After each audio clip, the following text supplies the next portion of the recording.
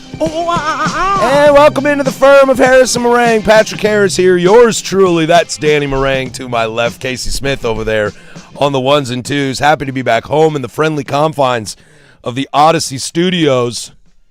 I was just saying, man, it's really quiet in here. It's really quiet. Well, you weren't talking. I mean, that's true. I have never said that statement in my entire life about someone else. I just realized that. I was like, yeah, it's quiet because you aren't talking. Do you know how many times I have heard that statement directed at me in my life? Brother, it was written on my report cards. Ditto. There's not a single report card I have from first grade through senior year of high school where there's something, like, used to have like the box, the comments that you can just mark. And it was like, for Bearden School District during when I was there, it was talking is impeding the learning process. And then they would write for others. It was never impeding me. It was just, there was always others. It was like, ugh. And then I had one teacher who hated my guts, and she wrote like a page-long addendum to it, basically just tell him to shut up. That's the same teacher who told me I'd never make a living talking. Suck it! Yeah. It's fun times. I ran into somebody who was one of my teachers semi-recently. Oh, yeah. She's not listening, so I'm not afraid to say this. And I was like, how are you? She's like, oh, my gosh, how are you? She goes, did you marry? And then said my wife's name. And I was like, I sure did. And she goes, that's insane. Like, kind of gives you that look of like that stank eye and goes, but why? You can put it on the board. But why? And then she asked what I did for a living. And I told her this. And she was like, oh, God. Did you make it in life? I was like, kind of. I got a sweet job and a hot wife, great kids. Yeah, I'm awesome. Hate to see it. Hate to see it. We had a great time at Goal last night or yesterday afternoon. It was and morning. nuts, man. It was crazy. Obviously, the game, we'll get to the game at some point today. Just a really, really raucous environment. Danny, did you ever get your food? I did not. I may know something about that. I was told. You were told? I was told. Who told you? Cooley told me. Damn it, Cooley. Cooley told me. This was my whole bit, this segment. Yep, nope. I walked in. I had my lunch to go take it to the kitchen to warm up. And he goes, hey, did you ever get that hot dog? And I was like, how did you know? Because I ordered I'm a peacock. You gotta let me fly. For those that don't know, I ordered, they've got a beer-soaked brat. It's pretty damn tasty. And I was like, you know what? We're outside. It's summertime. I'll grab one of those.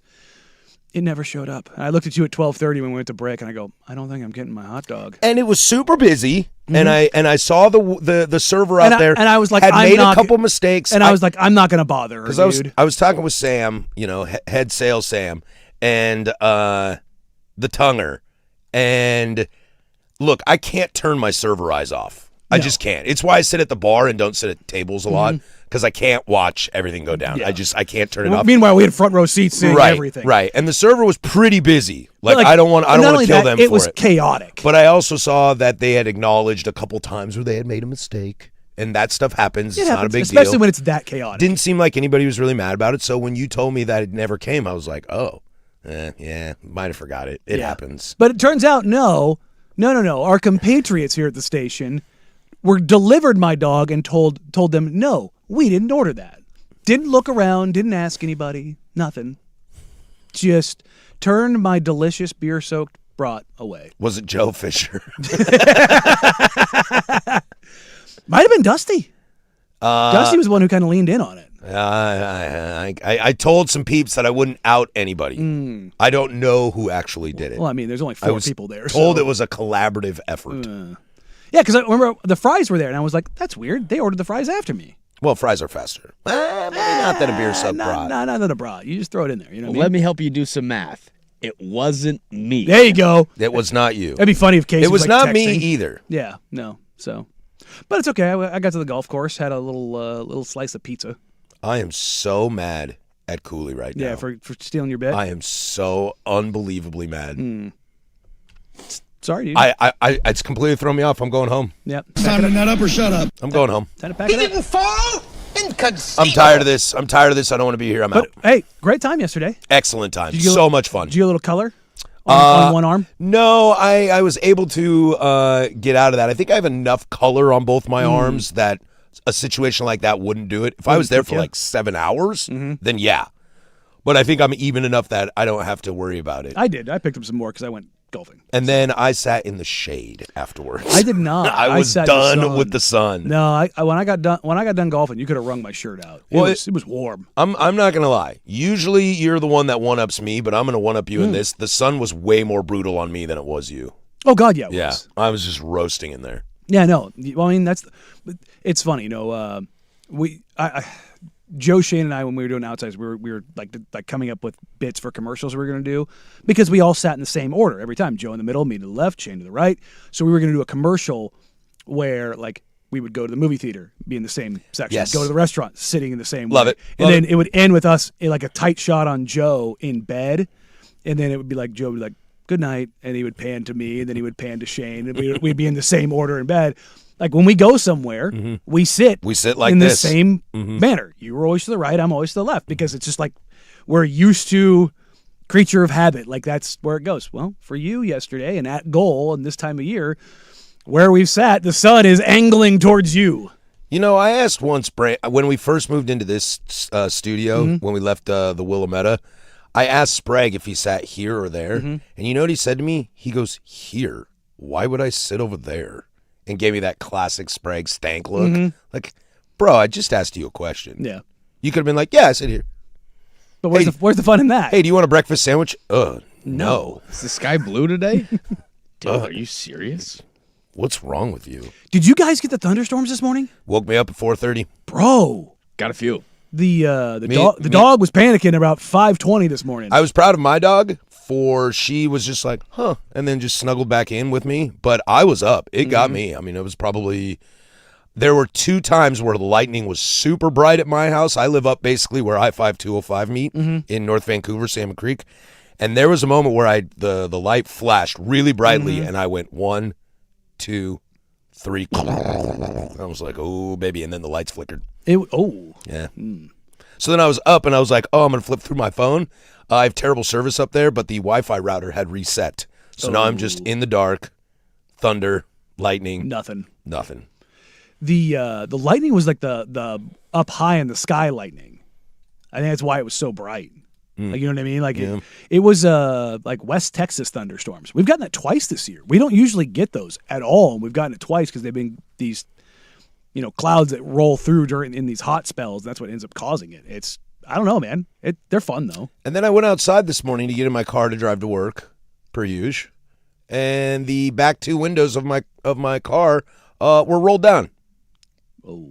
Now everything's fine because I don't think it rained a ton.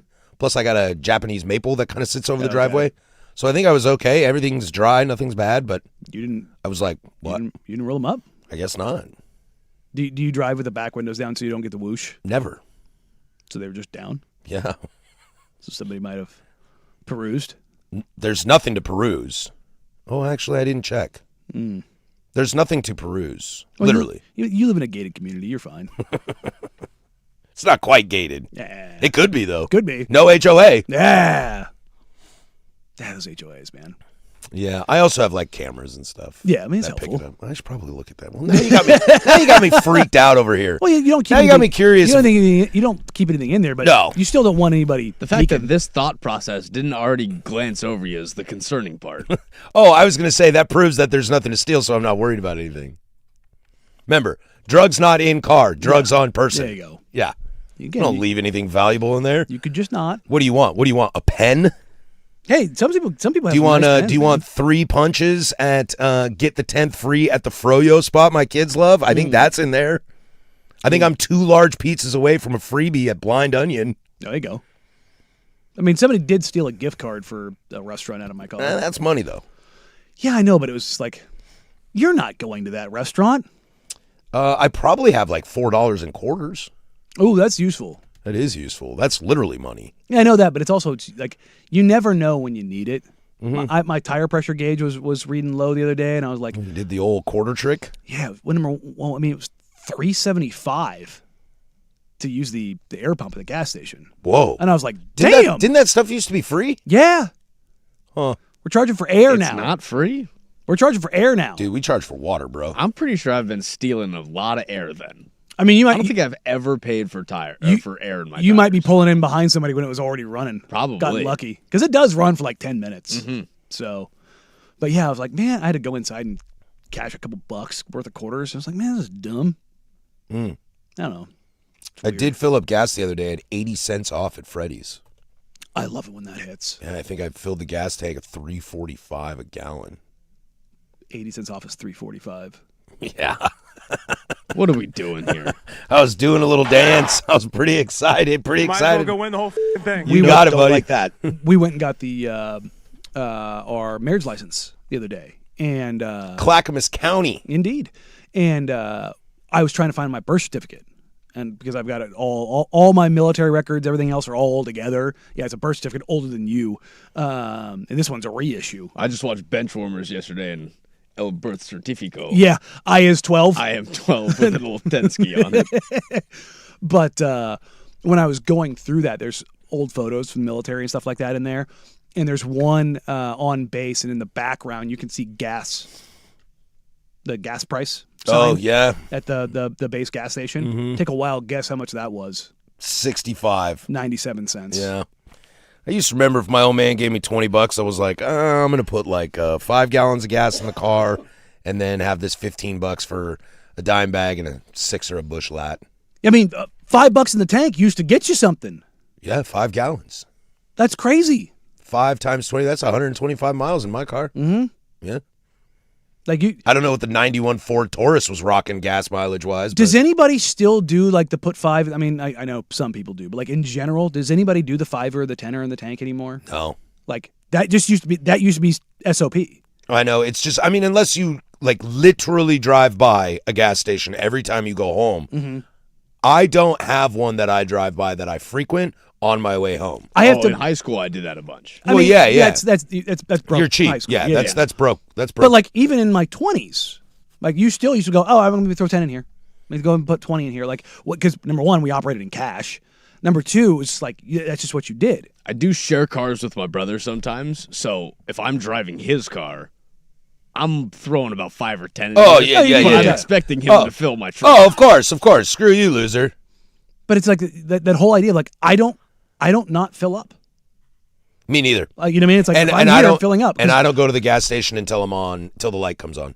Ooh, see, I Just efficiency. I don't typically like to do that, but I got it down. The lowest I think I've got it in probably 20 years. It said 4 miles, and I was like, "Woo, Oh yeah, buddy!" I've rolled her down a hill to the gas station. 3 weeks ago, mine said 0, and I was half a mile away from the gas station. I found out that my car, when it says little- 0, it's actually like got 3/4 of tank. Got about Oh, okay. 500 meters. Yeah. No, I've run out of gas too many times with my dad, so it's like a built-in trauma. I refuse to I was white knuckling it when it got under 10. I'm like, I'm doing the math in my head. I'm like, I'm okay, but still, like I don't want to do this. Well, yeah, when you're starting to do the math on your drive, that's when you're probably needing to fill. I also stopped looking at gas prices. In the sense of what the final bill is. I just stopped looking at it. Oh, because your feelings are just getting hurt. Yep. Fill up. Oh, it's done. Cool. Put it in the thing. Do you want a receipt? Nope. And walk away. Yeah. Don't look at it. Don't look at it. Yep. Yeah, heaven forbid. Can't test positive if you don't test. Yeah, heaven forbid you've got like a big truck.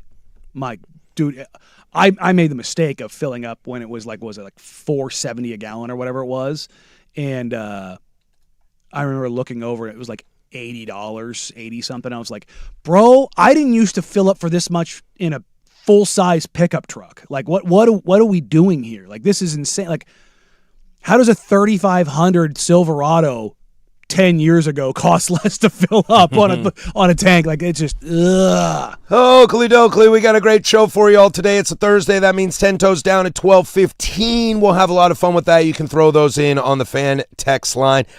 This baseball team is interested in private equity. We will address the Michigan athletic director situation as things are getting worse. We'll touch a little bit on the World Cup. But this kind of came across yesterday during closing arguments, and we didn't quite get the full reaction of it. So we'll start with Mayor Keith Wilson's statement about the Moda Center yesterday. We'll also spend some time this hour about the Blazers have finally said something as a retort. We'll go there next. 105.1 The Fan and the Fan Sports Network. The biggest.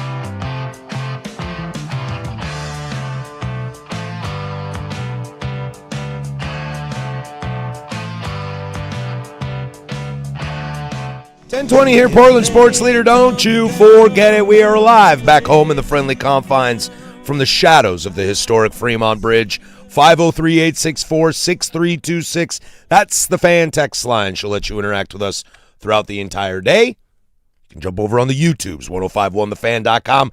Like, subscribe, jump in the chat. What do I always say? I don't need to say it. You know the rules.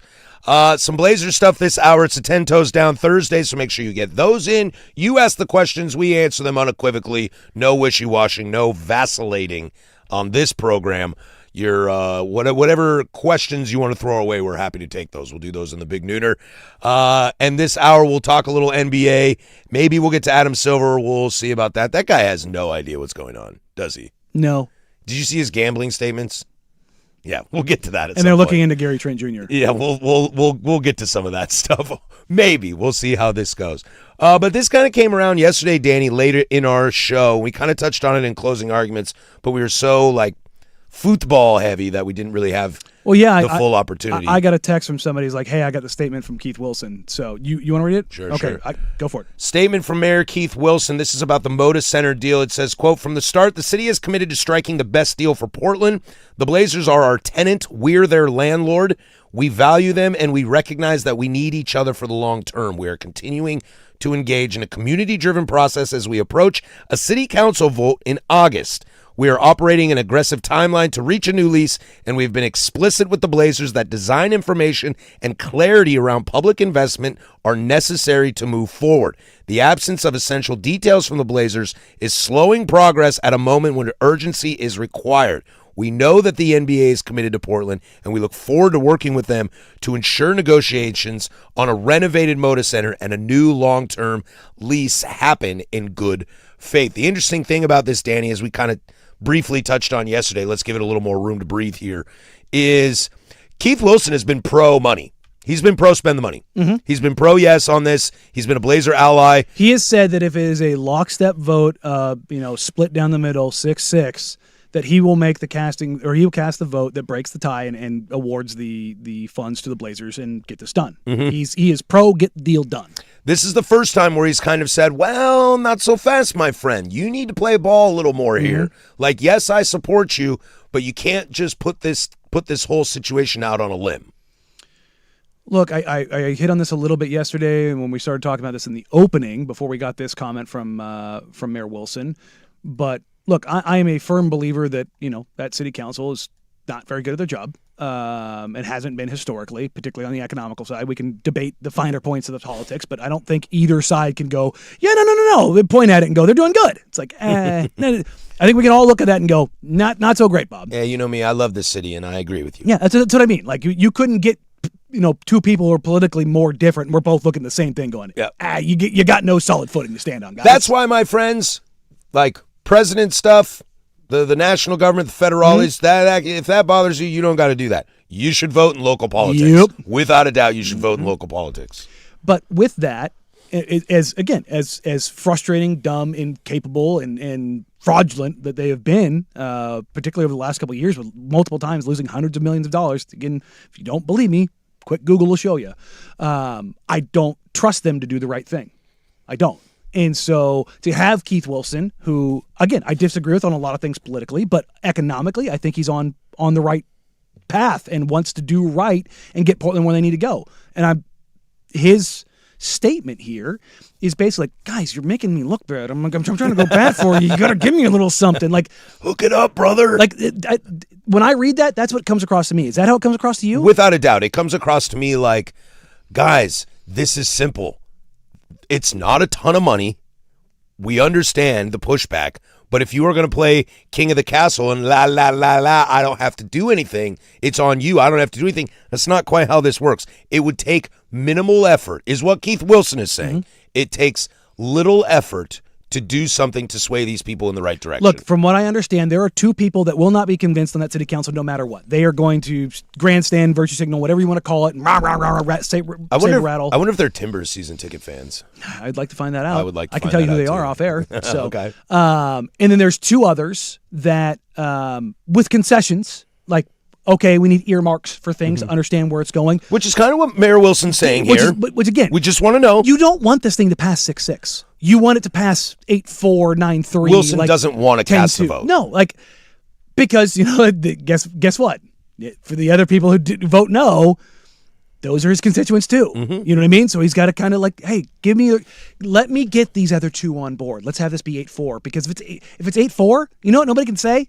A damn thing. No. You know what I mean? Like, if you get it 9-3, awesome. Big time. And then 10-2, victory lap. And not only that, those two people can just be like, we're doing this in principle, and you don't have to worry about them. You know what I mean? It's optics. We keep coming back to this. It's optics. If this passes 6-6 and it gets messy down the road, and they come back and they want money for the entertainment district, you know what I mean? You're trying to set the table going forward for this to be a positive process.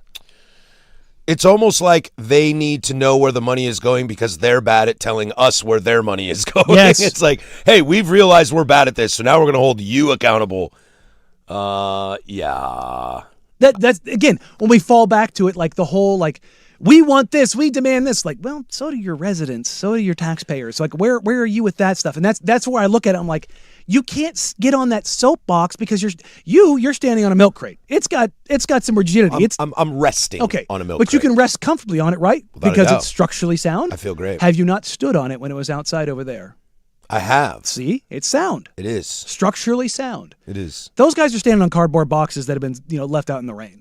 They've got nothing to stand on. Well, and I wonder, too, if there's, and I'd be curious if anybody who is a listener, which, I mean, I doubt, but if anybody's a listener that is no to the money, 503-864-6326 is the fan text line. What I would like to see you break down all this other stuff.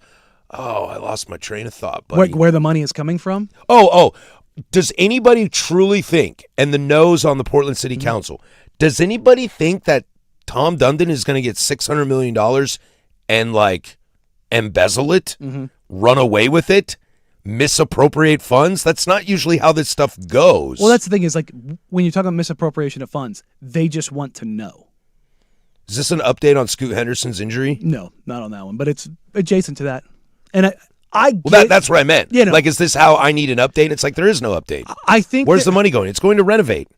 And I think they want to know exactly what it's going towards. Is it because they're afraid it's going to go to, like, luxury boxes and his apartment upstairs and actually do nothing for the fans, but then raise taxes? Is that the argument that the no side is saying? Or where does it go? Like, is it actually investment in the arena or is it investment in the organization? And I'm not talking about like salaries for the players or anything like that. I'm talking about softer things. You know what I mean? Excuse my ignorance on that, but aren't those kind of two separate things? Because this money is for the Moda Center. Yes. And whoever runs the Moda Center would be in charge of where that money is allocated to. This wouldn't be like, I need more publicity, so I'm going to use $100 million of this $600 million to finagle some new scoreboard. Let's say the scoreboard needed an update, that I'm actually going to use this for something just for me. Is that what they're worried about? I don't know if it's necessarily that drastic, but I think they want to have things they can point to. You know what I mean? Like, but you said it was for this. And so they can come back with a gotcha moment? Yes. Okay, again, political ideologies aside. I hate that worse than England parking the bus yesterday. I know, but again, political ideologies aside, right, left, center, I don't care where you are. How does politics in this country operate? Is it nothing but an endless amount of gotchas? These days, yes. That's what I mean. So when I look at this, and I wish I didn't look at this so pessimistically, but when I analyze something like this, that's the first thing that comes to my mind is they want to have something on paper, not for accountability, because that would actually be kind of a righteous thing. And I don't think, oh, you're in politics? I immediately don't trust you. Pot, kettle, yeah, hello? Yeah, exactly. And but again, especially with this city council, when you've misappropriated over, $200 million over the last, 3 years, I'm looking at you going, no, shut up, I don't care. So I look at that and go, I don't think this is being done out of the goodness of their hearts and making sure that the money is going to the right places. I think they're looking at it so they can go, no, you didn't say that. It needs to, you know what I mean? And like that's where I lean to. And if I'm wrong, I'm wrong. But man, I have zero faith in them. I don't think you're wrong. You know what I mean? Like where? And I love to say you're wrong. I know, right? Yeah. Like why would I have good faith in you? What have you shown me to give you good faith? Again, people are getting mad at this. This is the Tom Dundon thing. Optically. What have you given me to operate under on good faith? You nothing, yeah. You know what I mean? Like I'm a little more wait and see, but I understand your point. Yeah, but I understand. Has there been a positive? Like, yeah, no, I trust you. I think you're doing this right. You know, John Morant. You understand what Question mark? You understand what I'm saying? Sure. That's where I'm at. And again, we're beating up city council here, and I think rightfully so. But Tom Dundon on his side of things, they think again. We talked about this off air yesterday. The whole idea of like what needed to happen to push something. Well, Mayor Wilson said something, gave a statement, and guess what it did? It led to a response. It led to a response. We have heard from that. We'll read that statement for you next. As the Blazers did make a statement, I'm not sure exactly who drew this up, if this is Dad's words, if it's Mom's words, hell, or if it's PR campaign, which I'd assume it is. More on this as the Blazers did respond to Keith Wilson next. We'll toss it to Casey over there with sports. Now, from the George McCoy and Warren Allen Sports Desk, a Sports Center update on the Fan Sports Network, 105.1 FM and 1080 AM. This sports update is brought to you by A&E Plumbing, Heating, and Air, serving Portland, Southwest Washington, and the Gorge. Online at aneheating.com. Online at A&E and Heating and Cooling.com. It's hard to stop a train. First on the Fan, your World Cup final is officially set. With their win over England yesterday afternoon, Argentina will now face off against Spain in the 2026 World Cup final. Kickoff set for noon on Sunday in East Rutherford, New Jersey, as Spain enters the contest as early betting favorites. Over to the MLS, as your Portland Timbers are back in action tonight, taking on the Seattle Sounders at Lumen Field. Kickoff is set for 7:30, but make sure to tune in right here on 105.1 FM and 1080 AM when pregame coverage begins at 6:30. It's Open Championship week here on The Fan. Round 1 got things in full swing this morning as Jackson Subert, he sits atop of your leaderboard at 5 under. Got a handful of people who currently sit at 3 under, including Bryson DeChambeau, Colin Morikawa, and Alex Smalley. Of those 3, Morikawa is the only one left to play in the round, as he is through 13 at the moment. Betting favorite Scotty Scheffler, he sits at 2 under, as he is all wrapped up for the day. And if you missed it yesterday, some NFL news for you, as George Pickens will officially play for the Dallas Cowboys this 2026 season on his $27.3 million franchise tender. Pickens was one of 4 players tagged with the franchise tender this offseason, but the only one not to secure a long-term deal. The last time the Cowboys signed a player tagged for the first time to an extension was Dez Bryant back in 2015. And for more sports scores and stories in 30 minutes, I'm Lowercase from the George McCoy at Warren Allen Sports Desk. Hurt, missing work, insurance companies acting like jerks. Don't call your mom. Call George McCoy at WarrenAllen.com. Your home for the Oregon Ducks.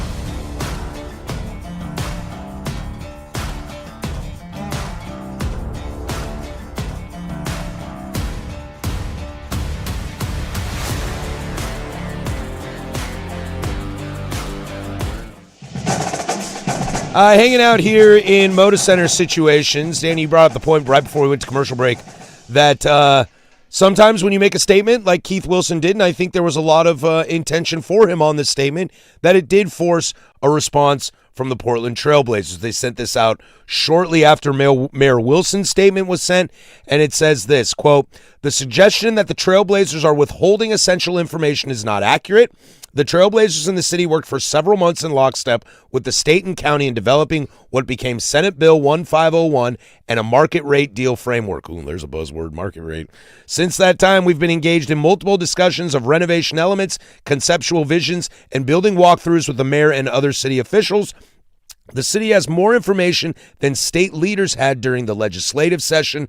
The Trailblazers are ready to begin formal negotiations immediately using the framework set for us by SB 1501 and the $365 million already made available for this project. However, the parties must reach an agreement this year. We share the city's sense of urgency. The next step is for the city to bring a term sheet to the table." There's a couple of interesting words in there. The market rate one, well, notwithstanding. The one before that, we worked. The operative word is worked, not working. We've stopped. So that's your first indicator. Mm-hmm. Let's just kind of parse these out. That tells you that active communication has changed categorically. You think they wrote this in this tense and in this manner? Not specifically? No, they're not dumb. They're just hoping people kind of gloss over that. And this is where, the whole, hey, guys, maybe don't do this. There's also the Senate and the state had more than enough information. You guys have more information than them. Well, that's because the state's not dumb. Well, they are, but they knew, we just got to we got a gubernatorial election. We got to make sure this is taken care of, make sure things are good to go. We don't really have to, we don't want to argue over this. Also, I think it's the right thing to do. But also, where does Moda Center reside? In the city of Portland. Does it reside in Salem? No. Okay. So, yes. And is the city of Portland going to be on the hook because they own the building? Are people in Bend and Pendleton and Medford, are they mad about the state taxes going to the Blazers? Don't think so. I don't know. I'm asking the question. I don't think so. I think it's a civic pride thing for the state. Like the Blazers do their tour in the preseason. They go all over the state, and guess what? They pack it out every single time. People come in from all over the state to go to their one Blazer game a year. On the TV side of things, the number of people who are poking and prodding me of when they switched to over the air of what do we have to do to get our games? Because there was this is a little inside basketball here. Because of the topography of Bend, they had a ton of issues getting the over-the-air broadcast, and they had to basically either build their own antenna or sign a co-lease with another existing station to be able to use it because it just wouldn't get out there without it. And guess what they did? They got it figured out. Why? Because people in Bend give a damn about the Blazers. That's the reality. It's this state. I believe the over-the-air coverage goes all the way down. I think it covers the entire state now. There might be one or two regions, very small regions, where again topography, because it's over the air, causes some issues. But other than that, yeah, it's a statewide thing. But that note in there, we've been engaged in multiple discussions of renovation elements, conceptual visions, and building walkthroughs with the mayor and other city officials. I don't see the mayor and all city council members there. That's interesting. Well, because there's probably people that are just no, I don't want to. No. I'm not holding against that. I don't need to see anything. But again, the language matters, right? Okay. The Trailblazers are ready to begin formal negotiations immediately using the framework set for us by SB 1501 and 365 already made available for this project. However, the parties must reach an agreement this year. We share the city's sense of urgency. It's interesting. We share the sense of urgency. It's well, then how come there hasn't been anything else about this, and what is actually hanging this up? And this turns into a little bit of finger pointing. They're saying we want a term sheet. Well, the city's saying we're not giving you a term sheet until we understand where the money is going. You talked about this yesterday. It's the whole game of chicken. There needs to be some sort of compromise in good faith on both ends. That's where I ultimately land on this. And that may be the downfall of the yes side of the camp, is that their answer is just do it. Just do it. Like, stop. Just do it. Like, do you understand the problem if you don't do this?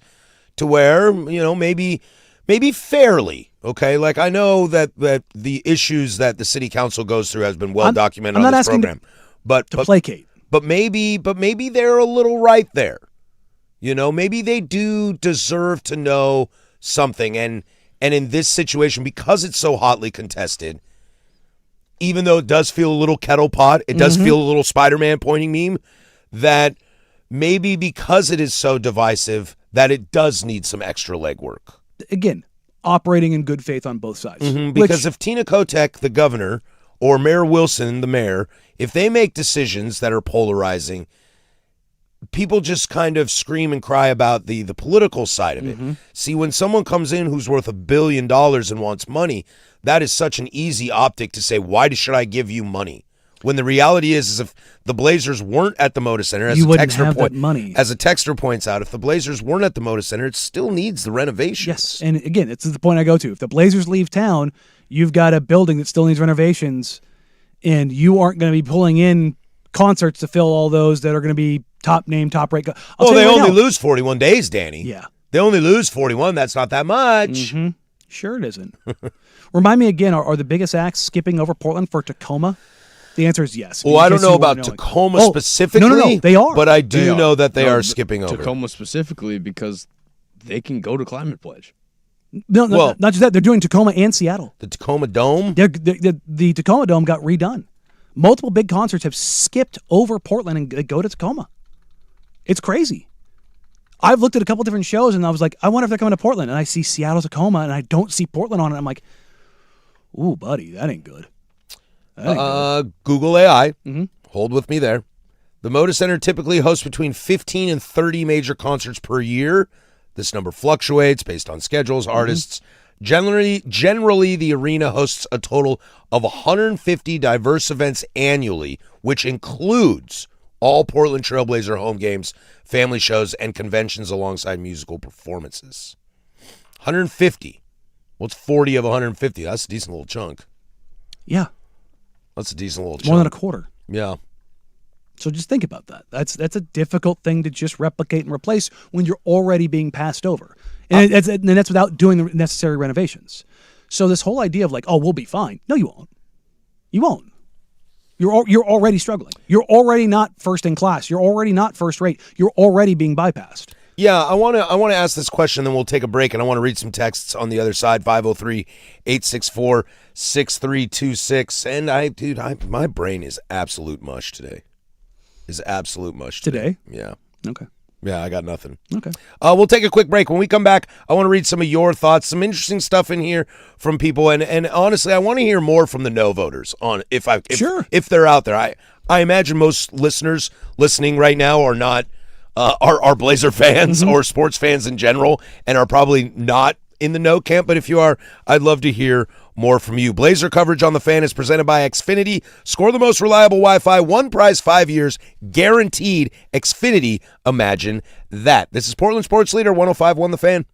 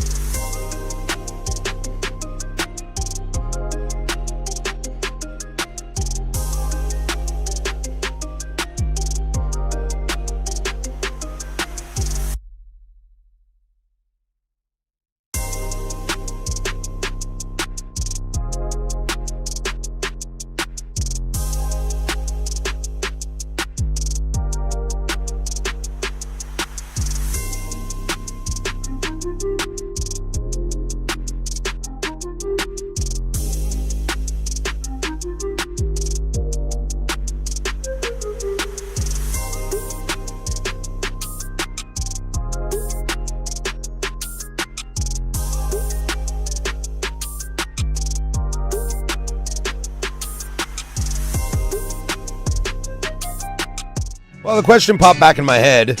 I've somehow come back to reality here. The question I was going to ask is, I don't think so, but I do wonder in the mind of Blazer fans. Like, I don't think the city council thinks this way, but I do wonder if in the mind of Blazer fans, when it comes to the team making statements, I wonder how much people are exhausted by the fact that we haven't heard from owners for so long that it's like, nope, we're not doing this again. We're not doing this again. You can't just hide behind, the cloak of being the owner. I need you more visible. You set the precedence of like, I'm going to be here, I'm going to talk, I'm going to say it with my chest, and now you disappear. Yeah, and it's kind of like, well, look. The last administration never said a word, yet they're hoisting Lombardi trophies in Seattle. Like, I wonder how much of that carries over.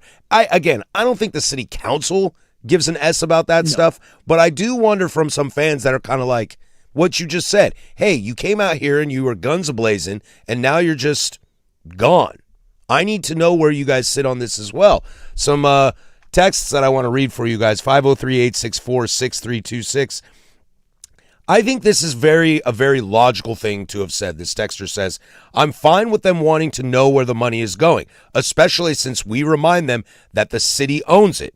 But it's not like he's secretly going to spend the money on hookers and blow. And I agree with this. I agree with that statement. Mm-hmm. It's because you own the Moda Center. There is a separate group that is going to facilitate the remodel reconstruction. It's not like Tommy D is going to be there with a hard hat checking in on everybody, like micromanaging the squads. Well, he's not going to. So there'll be a photo op. There'll be a photo op, but I don't think he's actually boots on the ground. Hey man, I don't like how you patched that steelwork there. I don't think it's going to go that far, but I do think the Blazers in Dundon and his staff are going to be pretty damn involved. Well, because they're going to tell them what needs to be done. Mm-hmm. But as this thing starts to operate, it's not going to be like Tom Dundon walks in and says, yeah, let's use all this money to buy everybody, Ruth Chris Steakhouse for dinner tonight. No, I don't think that's the case either. But I do think they want to know where it's going in a sense. And again, pot, kettle, all the stuff that goes with that, I'm like, yeah, well, maybe you should do that with your own money. It's not holistically a bad idea to have earmarks and understand like where things are going, but also at the same time, it's really hard for me to hear that from the Portland City Council. You know what I mean? Like, they're not wrong per se. You're just the entirely like, I couldn't think of a worse messenger for this. It's just like, what do you mean? Like, take care of your own house. It's. I don't want it to be like you need to take care of your own house before you try to solve something else, but I'm kind of doing that. Do you understand what I'm saying? Of course, of course. Let's see. I'm all for the renovation, but I'm curious if the city plans to address the bad optics of taking funds from the Clean Energy Fund. I agree that is a bad optic, but that's on Wilson. That's a Mayor Wilson thing, if I'm not mistaken, that he has said you can take some money from that. The Clean Energy Fund is something, I mean, dude. The money's just been sitting there. Dude, Mother Nature, the environment is my number one topic. Yeah, but of all, other than human rights, but human rights shouldn't be a topic. Yeah, it also gets, peed into the wind. Yeah. Like, that's the thing. There's also, like I mentioned it yesterday, there's basically $1 billion for special projects funds. They could take $50 million out of that. Like, it's the whole, here's the other part of this. For everybody who's completely opposite of political spectrum of me, you're not getting new taxes. The money is coming for the people that you scream about wanting to tax, the millionaires and the billionaires. That's where the money's coming from. Mm-hmm. There's no new taxes coming out. I've seen people, we already can't afford this, and like they're raising our taxes. This money's not coming from that. This texter, I'm a 46-year-old, grew up in Portland, been a fan my whole life. I moved to Southern Oregon 5 years ago. Shout out for you listening to our show, buddy. Because of what I could get out of my taxes, i.e. more property. I would be truly heartbroken if the Blazers leave. This deal should not be that hard to pass. But like always, Portland government messes up, and I lead mostly to vote Democratic. And that's the thing is, the Blazers do cut across party lines. Without a doubt. Sports do. That's the whole point, Danny. Yes. That's why we do this. Look, if I wanted to host a political talk show, I would. There's a reason I don't. You know what I mean? We lean into it, but there's a reason I don't. And somebody on the text line also said, I'd pay $2 more on my tickets to have taxes. Here's the thing. That's already happening. Yeah, you already are. You already, like that again, I think that the city is doing a very poor job of marketing this. That's already happening. Now, Dundon saying the taxes from me buying the team is me showing that I commitment. Shut up. No, it's not. I mean, when you buy something in a state that has those taxes built in as part of the deal, that's part of the deal. It's like I can buy a car in Oregon, but when I bring it back to Washington, I got to pay the Washington tax. You don't have to over here, but I have to over there. Eventually. What do you mean? When you register your car in Washington, you have to pay the taxes. I know. When you register. Oh. I think that is a very small amount of people that don't. There's people who have wiggle room about that. One of the last ones I'll read, and maybe we'll get to some more about this in the Big Nooner. The city has lost Walmart, REI, Under Armour, etc. The fact that they're even flirting with putting the nail in the coffin and allowing us to lose our basketball team shows a level of incompetence that is beyond comprehension. It won't be allowed politically if they tried, but to even flirt with it is unacceptable. And look, you can take a look at companies outside of that have packed up here. Now, you can hang your hat on Nike and Intel and things of that nature. Guess where they're not at? The city of Portland. Correcto mundo. Again, commercial real estate, 60% empty in this city. I wish I still lived here. Yeah, that makes one of us. I just like it here. It's fine. I hope it gets better. I'd be a lot more involved, though, in community things to try to make sure stuff like this doesn't happen. Well, again, shout out It'd be Dirt. a one-man wrecking crew. Dirt said he wrote a letter to his city council member. Like, I love it. Awesome. I love that. Get involved. I genuinely, right-leaning, left-leaning, center, wherever you are politically, if you live in the city of Portland and you want this done, I genuinely encourage you to write whoever it is that represents your piece of the pie, your district, whatever it is. Please do. Please do. Get them to understand what it means, because I don't think there's a part of them that some of them truly don't understand it. They truly do. They have zero idea. Mm-hmm. But I also think that Dundon and the Blazers, look, I understand it. It's negotiations. We talked about this yesterday. Nobody operates in truly good faith. You're trying to get as much as you can for you. The Detroit Tigers were trying to tell an arbitrator that Tarek Skubal isn't worth anything. He had MVPs in his trunk, or Cy Young's in his trunk. You're like, and they had to go out in front of him and tell him that he sucked. Yeah. And he's like, would you like me to go to the car? They were like, nope, we're good. And the arbitrator was like, well, he doesn't suck. So, but that's my point. Like, even for your own guy, where it's like, that's your dude, they didn't do it. So, yeah, I don't think, and I don't say that as like a punch in the face to either of them, because we talked about this yesterday. The whole idea, like, we're contracted employees. What are we going to do? We're going to go to bat for ourselves. Totally. And so would anybody else. That's the nature of this. And then you have like our boss. Let's take our boss, for example, who has to find that middle ground of both.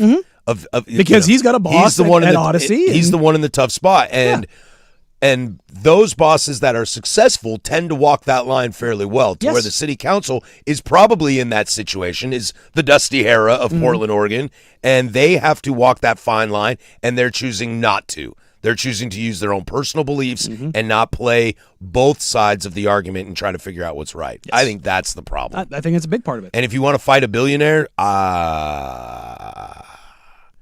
is Steve Ballmer going to get in trouble for aspiration? In some sort of way. Is Man City going to get in trouble for 115 violations? In some sort of way. But not to the full extent. Nope. You know why? Because they got money to out-litigate you. We'll circle back around this in the Big Nooner. We'll take a little palate cleanser, and I see the texts you guys have sent in. There's still a ton of stuff I want to read, and we'll get to that in the Big Nooner, as well as 10 Toes Down at 12:15, 503-864-6326. You can get those in there, or any of your other Blazer thoughts. Hour number 2 slides us to college football and a messy mess that keeps getting messier. 105.1 The Fan and the Fan Sports Network.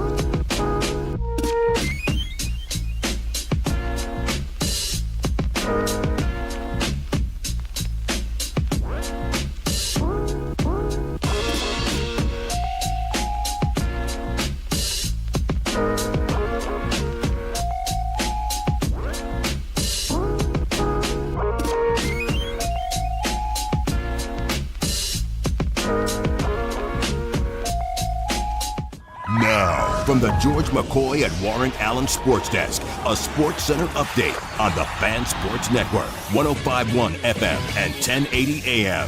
First on the Fan, your World Cup final is officially set. With their win over England yesterday afternoon, Argentina will now face off against Spain in the 2026 World Cup final. Kickoff set for noon on Sunday in East Rutherford, New Jersey, as Spain enters the contest as early betting favorites. Over to the MLS, as your Portland Timbers are back in action tonight, taking on the Seattle Sounders at Lumen Field. Kickoff is set for 7:30, but make sure to tune in right here on 105.1 FM and 1080 AM when pregame coverage begins at 6:30.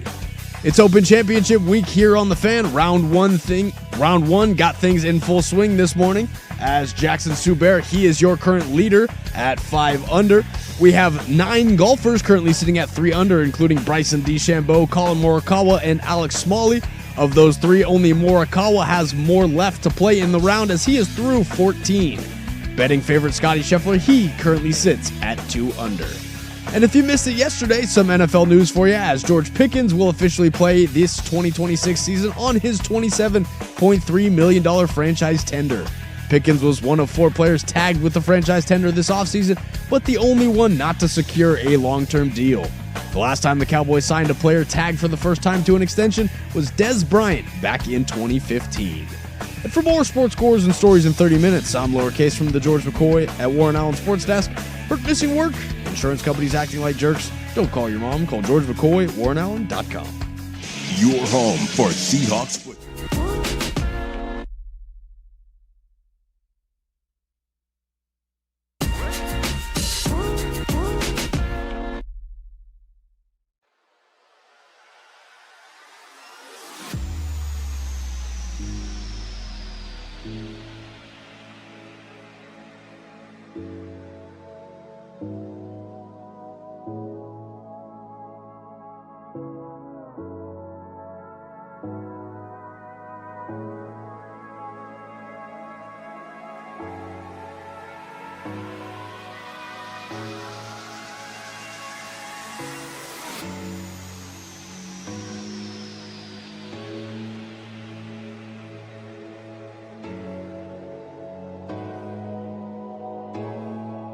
Hour number 2's here. If you're missing the first hour, you can go back and listen to that or download it at the Fan Podcast, 1051thefan.com, the Odyssey app, wherever you get your podcast. Casey usually gets that up about 10, 15 minutes from now.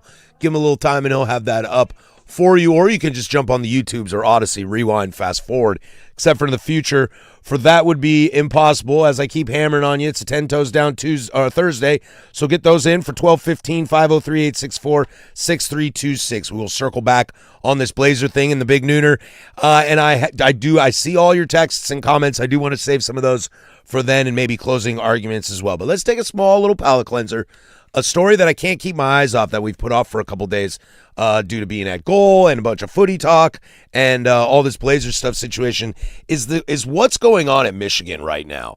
Look, I remember when Kyle Whittingham got the job, and Danny, we both sat here and we were like, home run hire. You got issues. Stellar human. Yep, you got issues unquestionable everywhere. Character. Put the guy in there. He's a great face, good smile, great head of hair, and great calves, and a damn good football coach. Yeah. Let's not forget that too. But stuff is starting to pile on the AD at Michigan, Ward Manuel, as a former linebacker has sued the university, AD Ward Manuel, and the UM's Board of Regents for wrongful termination as he was fired during Michigan's elaborate sign-stealing scandal led by assistant Connor Stallions in 2023. So he is suing for that. There are other things that have come out a year before this. It deleted. Who wrote this? Anyway, I found this tweet. A year before, according to the Wall Street Journal, a year before Michigan coach Sharon Moore was fired for an inappropriate relation with a staff member, the school's athletic director, who would be Ward Manuel, told him not to travel with her anymore, according to a law firm investigation. A year before. So this, my friend, means you kind of knew what was going on the watch. Let's just stop there. They always know. They do. They always. Again, this one's caught. Yeah. Here's the thing. Let's go back to the gambling of it all at Cincinnati, at Texas Tech, at every freaking school in the country. They all know. They've got a guy or two on their roster that's on DraftKings or on FanDuel doing something stupid. At Georgia, guess how many guys have gotten caught wrecking their cars? How many guys do you think have been pulled over and Old Smokey made a call to Kirby, come get your kid? Yeah. How many times do you think that happened at Oregon? How many times do you think that's happened at USC? How many times that's happened at Ohio State, at Florida? It happens. The only time it didn't happen in Pullman was because Kevin Lupina fell asleep in his car at the police station. But you know what I mean? You know I when believe it was him. I hope I'm not slandering. you know when kids get arrested or get taken into jail, they're out of control, acting a fool, challenging the officer, or you've got an officer with a chip on his shoulder who hates the school. Because in those schools, in those regions, you know what those guys do? They're big football fans. It happened right here at Oregon State. Yes. Again, it's not something very uncommon. But again, I'm using all those instances like just to highlight the AD knows. Yeah. They always know. And if you think that some coach somewhere stooping some executive assistant, they're not that sneaky. They're not. No, they're not. Like, if you've ever been around an office space, fling around it, you know. The whole office knows. Everyone knows. We all know. We all know. We all know. If you think we don't know, we know. Nobody's ever that sneaky. Coldplay concert. Happy anniversary. That's It's a year 1 ago today. The Detroit Free Press obtained the documents. These are the 4 key things. I've said some of them, but I just want to run through it for specifics. Manuel and other leaders allegedly knew about Moore's relationship with a staff member, quote, for years without taking action to protect the employee, end quote. That's some scary HR stuff right there.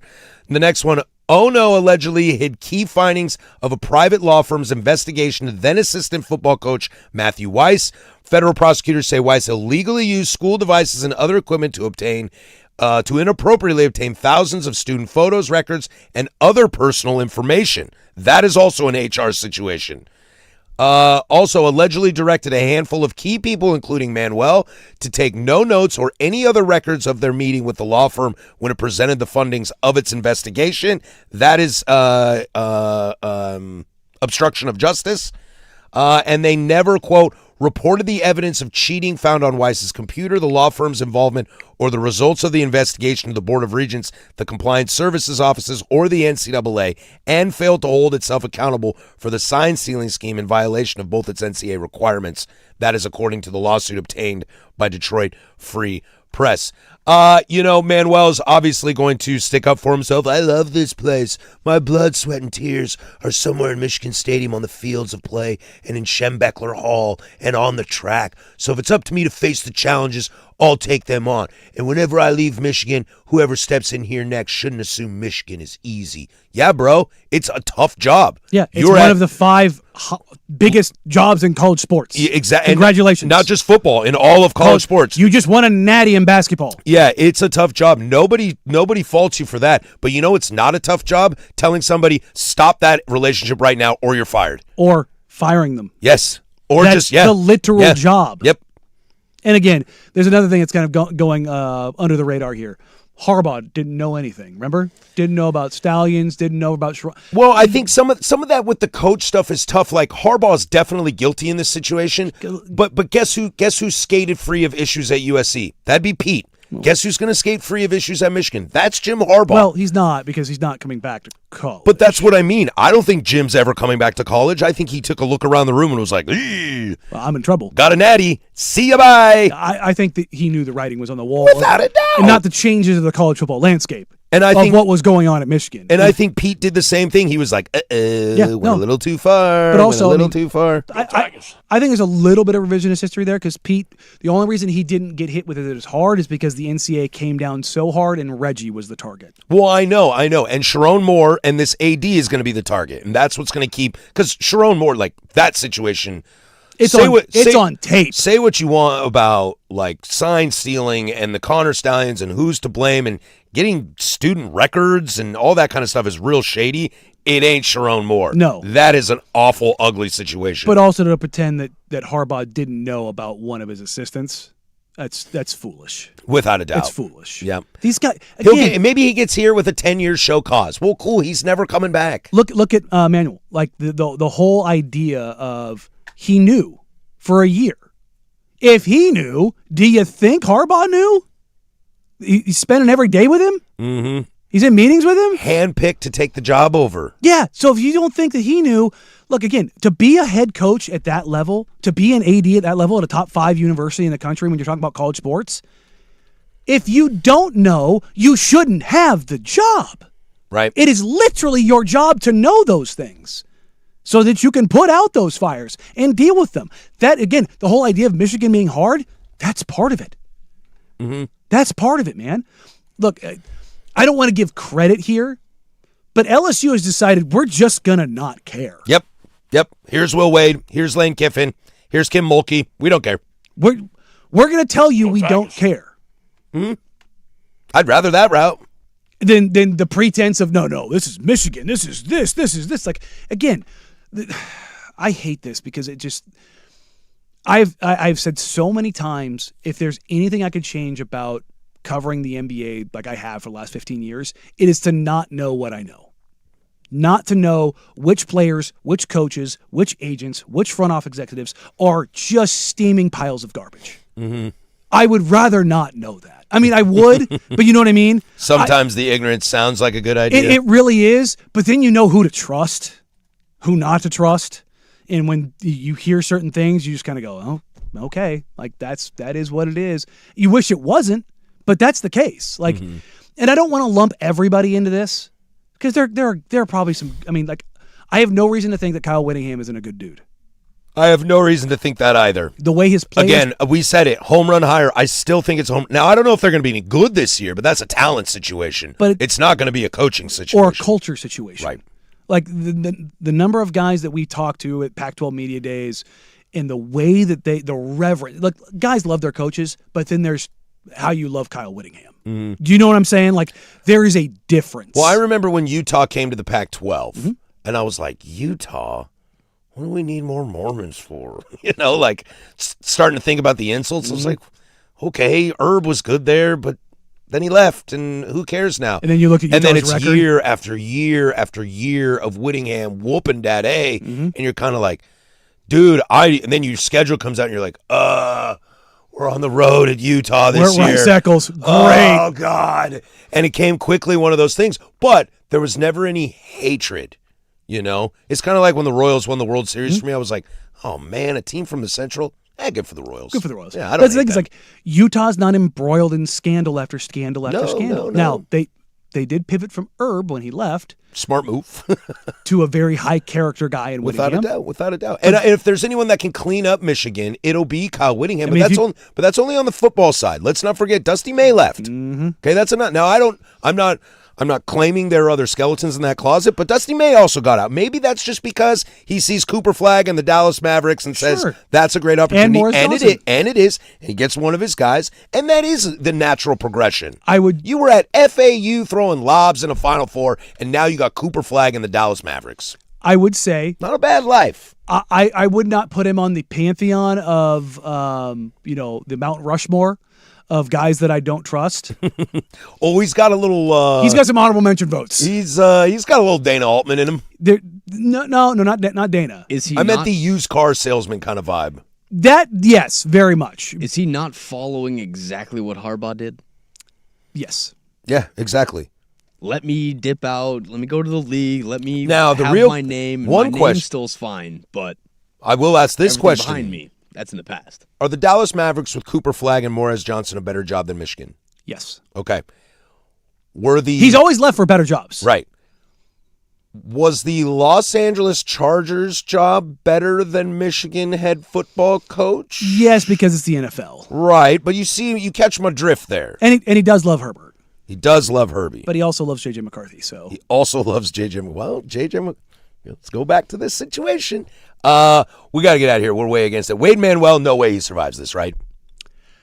I'd say no, but I've seen worse. Yeah, I don't know what the NCAA will do because you know them. They're toothless. picky and choosy when they want to do something. They die on hills that people are like, okay, die on that hill. They're not going to vacate that title. Also, what you going to make them take down the banner? No. You going to make kids give back their rings? No. We were all there. We all saw it. We know. It is what it is. It is what it is. The number one franchise in Major League Baseball, we need more money. Next on The Fan. The new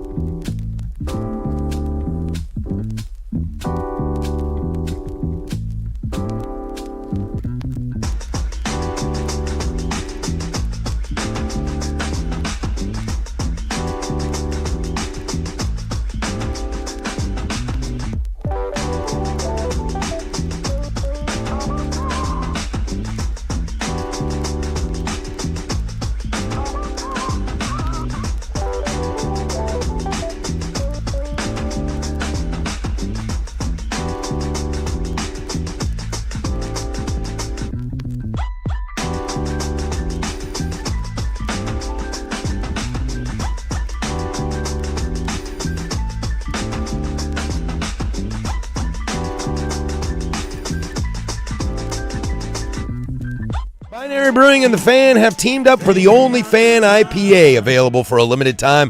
Taste the Fan with Binary Brewing's signature West Coast IPA. Go to Binary Brewing's Beaverton location and ask them about their only Fan. So good! Only the Fan and Binary Brewing can pull it off. IPA, IPA, IPA. I had a nice IPA yesterday. Did you? I did. I've had the OnlyFans. It's good. It's really good. Great branding. Great branding. I mean, it just plays with itself, OnlyFans. Did I tell you that OnlyFans is one of my favorite? Thank you. Yikes. Now I get that. I love that I just had to shoot a look to Case. Not a word spoken, just he knows. I know, and I was like, what are you guys doing? Oh, right, I must have said something dumb. And it's gone, and it's absolutely gone, dude. What is wrong with me today? You're getting whatever I had, probably. Oh, man, I really hope not. Yeah, the brain fog was one of the worst parts of that. The New York Yankees, we'll just move along. The New York Yankees and the Apollo Global Management are in talks for alternative asset manager to inject between $2 billion and $3 billion into the ML Club. This is via Sportico. It would be a combination of debt and equity, according to multiple people familiar with the details. What is Apollo Global Management? Well, according to Google AI, is a massive publicly traded alternative asset manager based in New York City. It invests in private equity, credit such as direct lending and distressed debt, and real assets like infrastructure and real estate. The firm also owns Athene, a major retirement services business that provides annuities and anemones. Real quick. What? What do the Steinbrenners as a family in sports? Who do they mimic? I would go with the Bus family of the Los Angeles Lakers. Ding, ding, ding, ding. Do they have more money than God? No. Where do they get their money from? Daddy. And where did that money come from? Buying the Yankees. Ding, ding, ding, ding, ding. The only person who is a mom and pop shop who prints money necessary to keep the team and to keep it in the top rate status is one man and one man only. It's Jerry Jones. Yeah. He is the number one sports brand in the world. That is what you need to do outside of being one of the true billionaires. You know what's really fun about this? This is the Yankees crying broke. I know. I really hate that all we do on the sports radio shows now is just talk about money adjacent situations. But boy, here's the thing: it was always there. Gestures around the room and look at the economy right now. But in not America. just that; it was always there. Yeah. It's just that we're just becoming significantly more aware of it. Mm-hmm. And to be fair, Hal and Hank, when he was alive, were never big on baseball like Dad was. They run it like a business, and it's like, gosh, I can never remember his name. It's on the tip of my tongue. The owner of the Baltimore Ravens. We talked about him months ago. Yeah, he's like, that. I want I'm not leaving this to my kids. Yeah, my kids aren't getting this. They'll get the money. Yeah, they'll get the money, but Nepo hires is like, they don't love this game as much as I do. Steve Biscotti. Yeah. Thank you. I couldn't remember his name. Been thinking about it for I want to days. say Buscemi, and I'm like, that ain't it. I've been trying to think about that without using Google search. Just like, you're going to get this. But it's been like 5 days, and I can't remember it. But he said that I don't want to leave this to my kids because they don't love the Baltimore Ravens like I love football. And I think you're seeing that with Hal right now, who's kind of looking around the room and going, okay, we have some debt. We'll eventually pay it off. Or we just kick this all down the curb, which is what a lot of businesses do in America. And he's probably saying, how do I get out of this? Now, the real question I ask you is why? Why are you trying to get out of this? Sure, you got some debt. I'm sure everybody's got some debt. I'm not killing you for that. But why are you cleaning the books up? What's the point of this? What do you usually do before you sell something? Clean the books up. What Joe Cronin do for the Blazers before they sold? Clean the books up. Pretty damn good.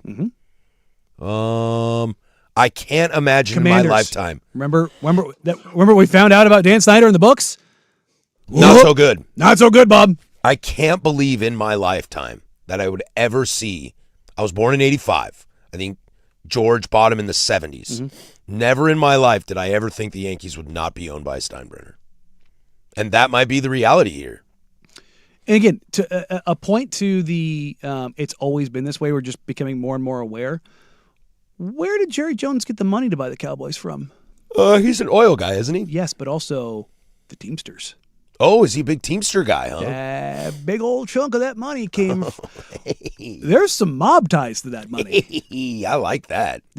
Look, again, the money has always been there, and there's always been, we use some heavy air quotes here, investors. Yeah.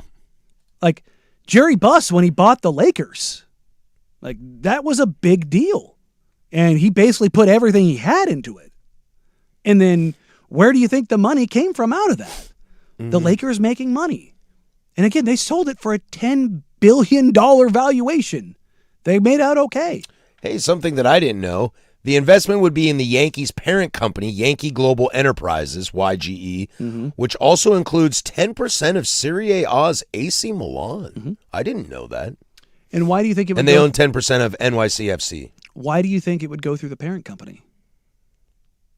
Well, probably to clean up everything. I don't think they're selling Yankee Global Enterprises. Well, I mean, maybe they could.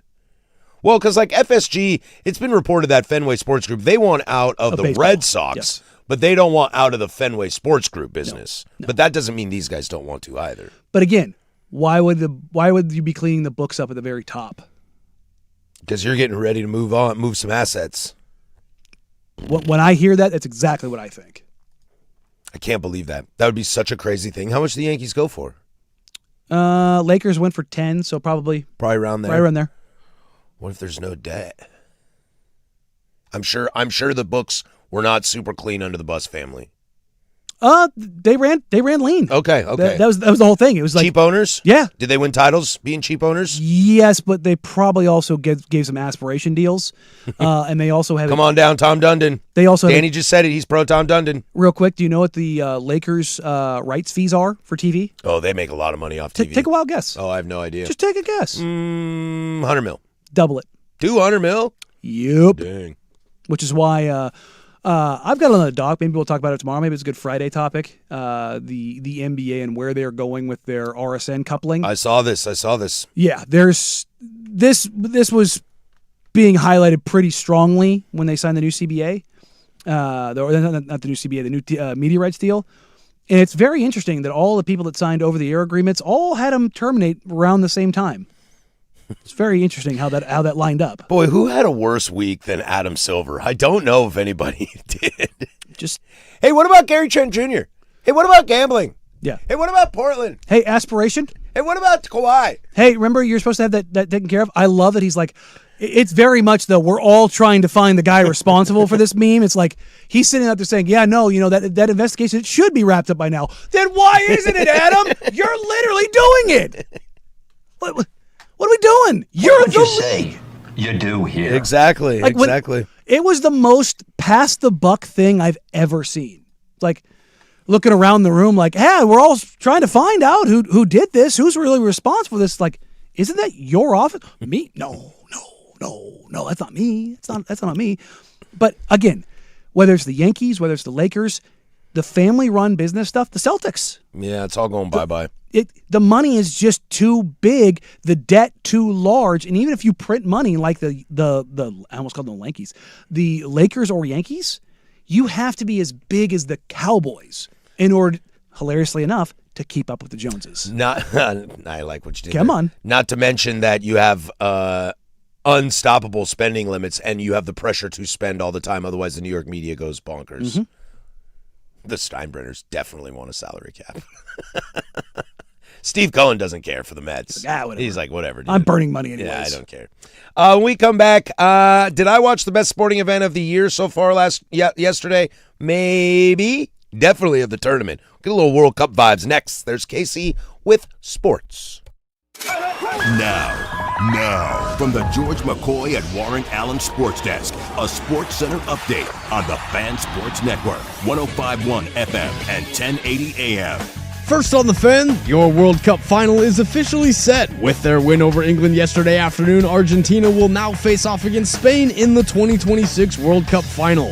Kickoff set for noon on Sunday in East Rutherford, New Jersey, as Spain enters the contest as early betting favorites. Over to the MLS, as your Portland Timbers are back in action tonight, taking on the Seattle Sounders at Lumen Field. Kickoff is set for 7:30, but make sure to tune in right here on 105.1 FM and 1080 AM when pregame coverage begins at 6:30. It's Open Championship week here on The Fan. Round 1 got things in full swing this morning as Jackson Suber, he is your current leader, sitting at 5 under. He's all wrapped up for the day. We have 10 golfers currently sitting at 3 under, including Bryson DeChambeau, Colin Morikawa, and Alex Smalley. Of those 3, only Morikawa has more left to play as he is through 16. Betting favorite Scotty Scheffler, he currently sits at 2 under. As Rory McIlroy, he's having a tough start to the day as he sits at 2 over. And if you missed it yesterday, some NFL news for you as George Pickens will officially play this 2026 season on his $27.3 million franchise tender. Pickens was one of 4 players tagged with the franchise tender this offseason, but the only one not to secure a long-term deal. The last time the Cowboys signed a player tagged for the first time to an extension was Dez Bryant back in 2015. And for more sports scores and stories in 30 minutes, I'm Lowercase from the George McCoy at Warren Allen Sports Desk. Hurt and missing work? Insurance companies acting like jerks? Don't call your mom. Call George McCoy at WarrenAllen.com. The home of prime time.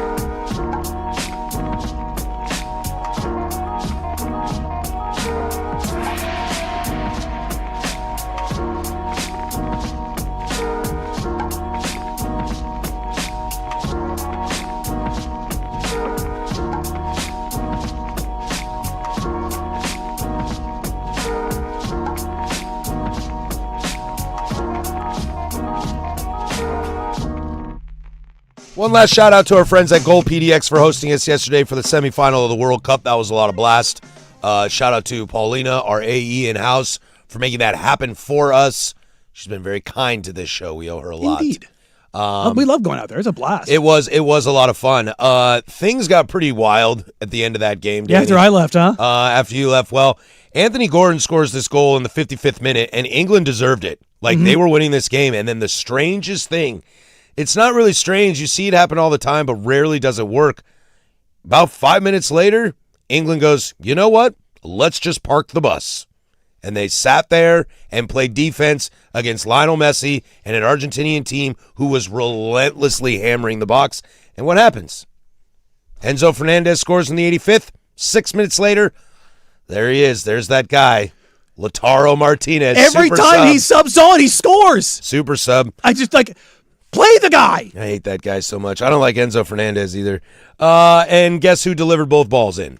Well, that would be Lionel Messi. Let's not forget that Alexis McAllister also hit the post twice, one on each side, and Jordan Pickford made some amazing saves in that game. What Thomas Tuchel decided to do in that moment, hey, this is all working. This is working. We're winning. You know what? Let's change it. I don't get. You know what it screams to me? Let's play for PKs. I think they thought they could play for 1-0. You think so? I do. Well, I'm saying, worst case scenario. Worst case scenario. We'll play for PKs. Because it was shortly after that, let me see, when's the last one?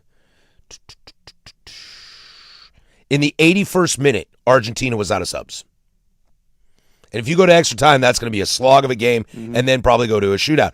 But the idea of... Argentina said, we're not doing that. The idea of England parking the bus, you look at this momentum thing, the momentum tracker that we have now in the game, it is heavy England until the goal scores. After the goal, England doesn't appear once.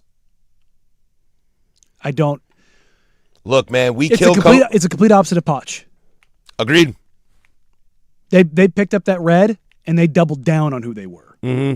Now, Belgium game notwithstanding, they said this is our identity. And England has been a progressive, attacking, pressure squad the entire World Cup. Yeah, there was a lot of unfortunate stuff, too, that came across through that situation as well. Like, Jude Bellingham was gassed. He was doing a lot of extra work on defense, and they needed him to.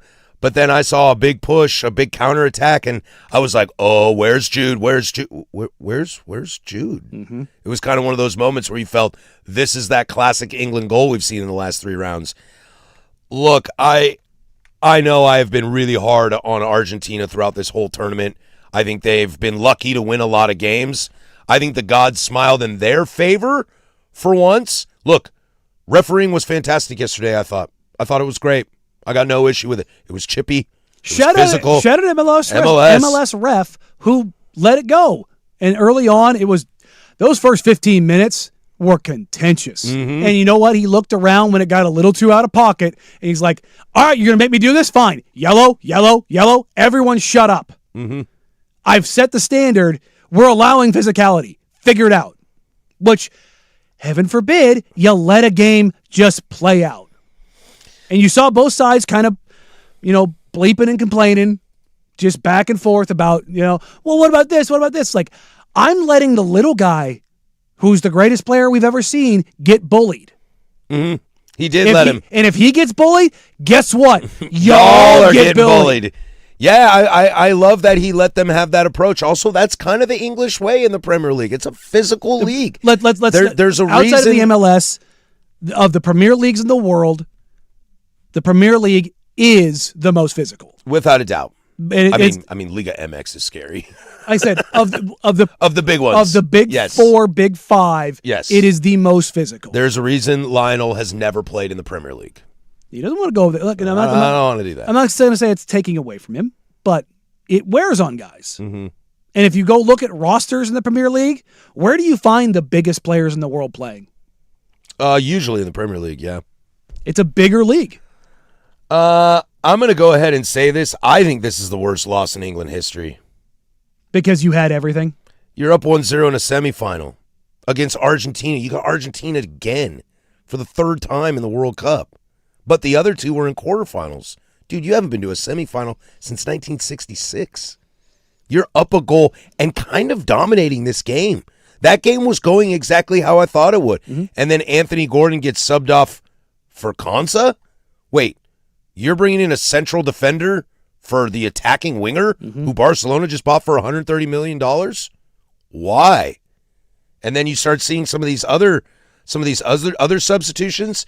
Dan Byrne comes on for Reece James. It's like because he's tall, but Reece like creates. And then you see Nico O'Reilly come in for Declan. I think Declan was wasted there. Yeah. But you waited until the 96th minute to put in Marcus Rashford. You left Bukayo Saka on the bench. You left Madueke on the bench. Like if you wanted to pull Gordon out and you went with Rashford, I'm totally fine with that. I get it. I got no problem with that. But the idea of let's get pulling fresh this, legs because we're running. We're running hard. We're counterattacking hard. Maybe Gordo's tired. Maybe he ain't got it. Maybe whatever it is.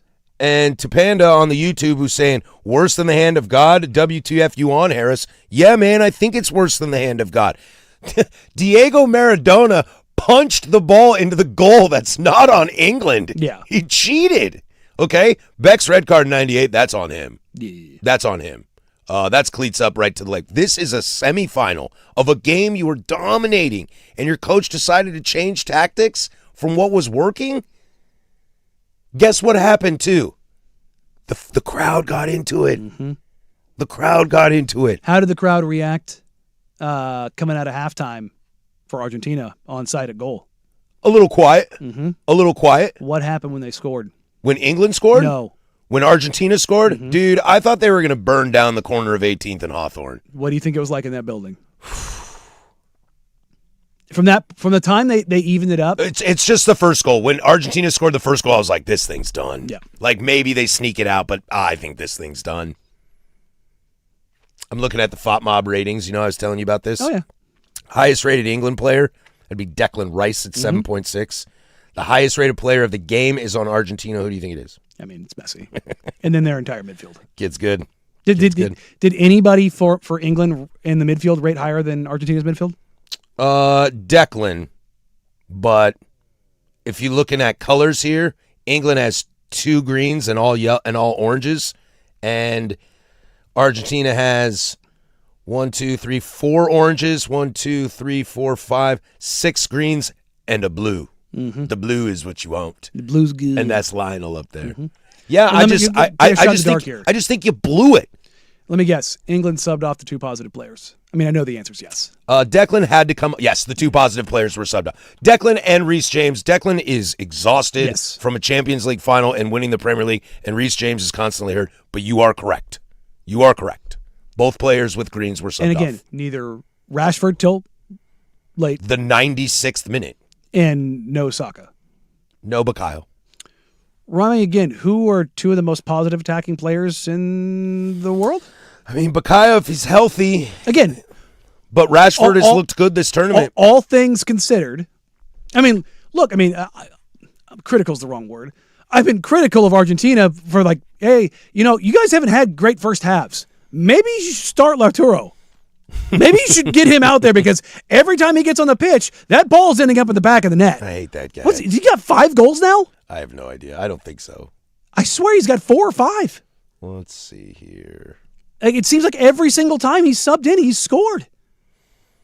He's been nuts. It's like, come on, man. He's got 3. He's got 3, okay. All of which came this tournament. Yep. Yeah. 3 in his career. And all his subs. For a team that's struggling to score, it's like... He played 9 minutes, technically, because you don't count stoppage time. Yeah. He played 9 minutes and had a goal. I mean, he's probably played collectively 40 minutes. Well, I think you can safely say that Lionel Messi is probably the greatest player in the world, whether he wins this World Cup or not. Look, What's he got, 12 points in this World Cup? 8 goals, 4 assists? I already thought that Messi was the GOAT after winning the last World Cup. If he pulls this off against Spain, step aside, friends. Come on down, buddy. It's all yours. I don't know what you do with it. I don't think you do anything with it. I think you just accept it and move on. Remember the whole idea of like, well, he's old. I don't know if he still got it. Yeah, but we've talked about this for weeks now about this tournament. He changed his game. Miami let him change his game and let him do the wander around thing and turn it on when he needed to turn it on. And Argentina has adapted to that as well. And yesterday's the most I saw him run of the entire tournament. You could there was a moment that Argentina could tell, whoa, guys, we can do this. And I think Messi was at that forefront. That's why he has the armband. Messi's there saying, we can do this, guys. Chill. And guess what? We got this. They did. I wonder how much the Egypt game gave them that. Had to have. Gives them that belief. I also wonder if they knew that England would choke. Didn't see him choke like this. Remember, we talked about it. The ghosts. How Ghosts. great does a team like Cabo Verde look right now? They look amazing. They look like wrong group, wrong side of the bracket. Otherwise, they'd be further. Yeah. Imagine Cabo Verde in the semifinal. That'd be amazing. Be I mean, crazy. Morocco was in the semifinal, 4 years ago? Yeah. It was pretty cool. Yeah, but they're not an island nation of 300,000 people. That is also true. The size of Connecticut. Yeah. That is also true. Nuts. When we come back, Web Gems, everybody's favorite, 105.1 The Fan.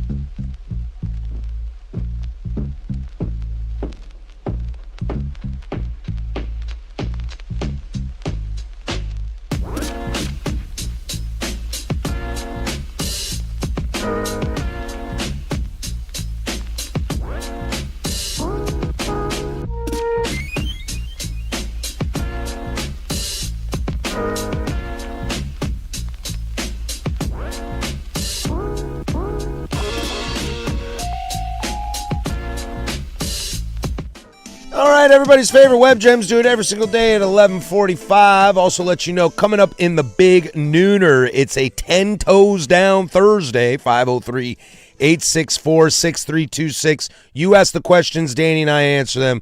Can't, no fence sitting here. You got to put 2 feet flat on the ground. We will get back into some Blazer discussion as well.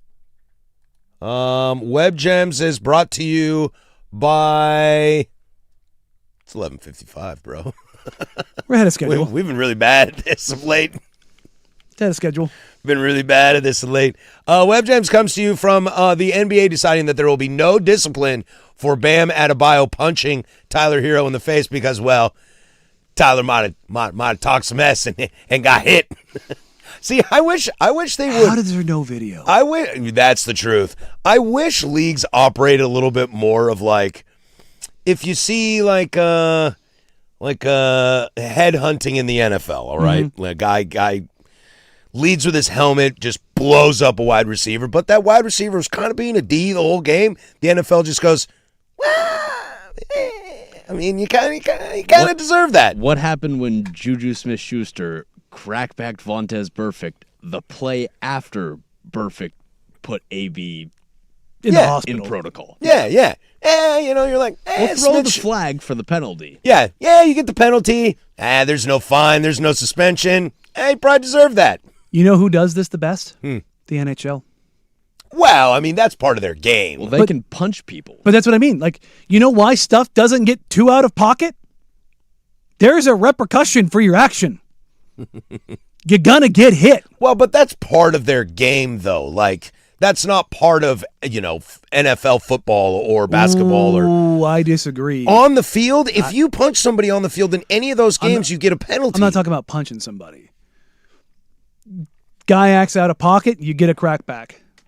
Guy gets thrown to the ground. But you might still get a 15-yard flag. Yeah, but you get a 5-minute major for fighting, too. But things are handled. Like, I don't know if those are the same. I think those are a little different. Fighting is part of the culture of the game. But that's repercussion. This is more just dropping gloves and let's go. Now, where does most of the fighting come from? Somebody got out of pocket. Oh, yeah. Don't get me wrong. There's a tone setting of like 2 captains going at it on a face-off to start a game. Like, let's get this out of the way. But there's also the enforcer gets paid to make sure the star doesn't get hit. Nobody takes cheap shots, and when they do, guess what? Dustin Bufflin's coming over here, 6'5", 300 pounds, to come whoop your butt. Are you talking about my girl Sophie Cunningham? I mean, she's a little bit of that, but yeah, like she's definitely the protector of Caitlin. Yeah. She definitely is the protector of Caitlin. But yeah, like, and you have that in the NFL. You get an offensive lineman that's going to make sure, hey, the next time around, that guy took a cheap shot, a late hit after the quarterback. Oh, that's weird. I dove on the pile and pushed it a little bit further. Shout out Marquise Pouncey. Mm-hmm. Oh, no. My cleats accidentally hit the back of your leg, Albert Hainsworth. Weird. Yeah, it's like, you bleep around and find out. Yep. Now, in the NBA, it's usually, it's rarer and rarer because of what it is. But also, I think a majority of NBA guys would look terrible in a fight. Guys that want to fight. Yeah, exactly. But I think a lot of those guys would look really silly. Can you imagine Durant throwing blows? I bet you it looks so weird. Yeah. The guy's name is James Johnson, and anyone else, Bloodsport. You're not fighting. Well, no, Steve Adams. I was about to say Steven Adams can probably land him right.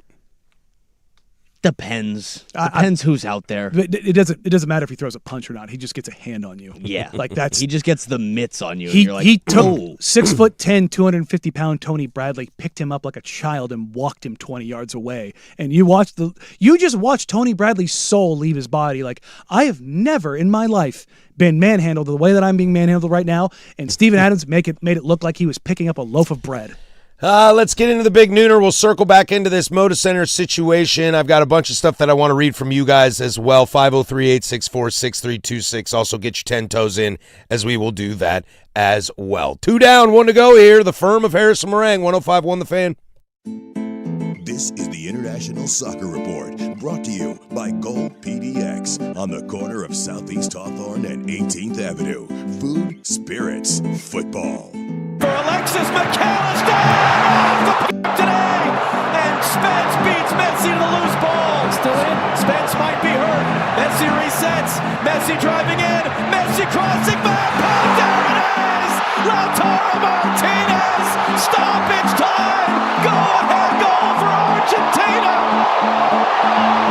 That's our very own John Strong of Fox Sports. Look, when Messi crossed that ball in, it was kind of not quite full Holland, but it looked like everybody in the world knew what was going to happen, and Lautaro Martinez was there on the other side as Argentina defeats England 2-1 to book their spot in the final. The International Soccer Report brought to you by Goal PDX. Check out GOL PDX for all your big tourney matches this summer. 2 more to go. Goal PDX, food, spirits, football. Speeding catches up with you. Baseball's back tonight with one game on the docket. I think Juan Soto comes out of the second half with a bang. Soto's been one of the only bright spots on a miserable Mets squad. Tonight he'll face Aaron Nola of the Phils, who he has a lifetime OPS of over 1,100 against. Nola's got an ERA near 6 this year. It's even worse at home. I'll take the over on hits, runs, RBIs for Juan Soto. I'm Pat Boyle. Bet smarter, beat the books. Download the BetMGM app today. My name is Whitney Allen, and I'm a widow. My husband, Ryan, died. We never thought we'd ever have to use life insurance, but the unexpected happened. With Ethos, signing up was fast and 100% online. You can get a quote in seconds, apply in minutes, and get same-day coverage. No medical exams, and you can get up to $3 million worth of coverage. I'm grateful we were prepared. Get your free quote at ethos.com/play. That's ethos.com/play. Paid spokesperson. Time spent on application may vary. Online health questions required. Portland Perks. Looking for some fun that the whole family can enjoy? Right now, you can get one ride wristband for Oaks Amusement Park and get a second one free. A limited quantity is available only at PortlandPerks.com.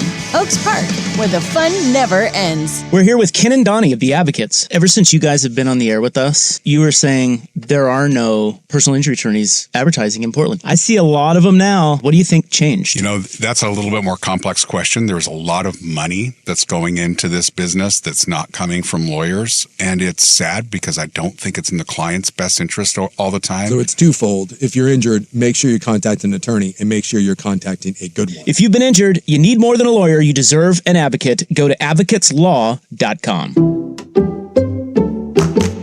I checked Allstate first and saved hundreds on my home insurance. Really smart.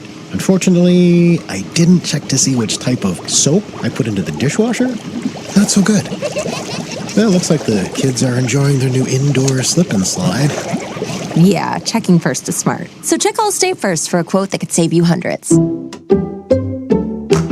Not available in every state. Potential savings vary. Terms apply. Allstate Vehicle and Property Insurance Company and affiliates, Northbrook, Illinois. The Colonel's...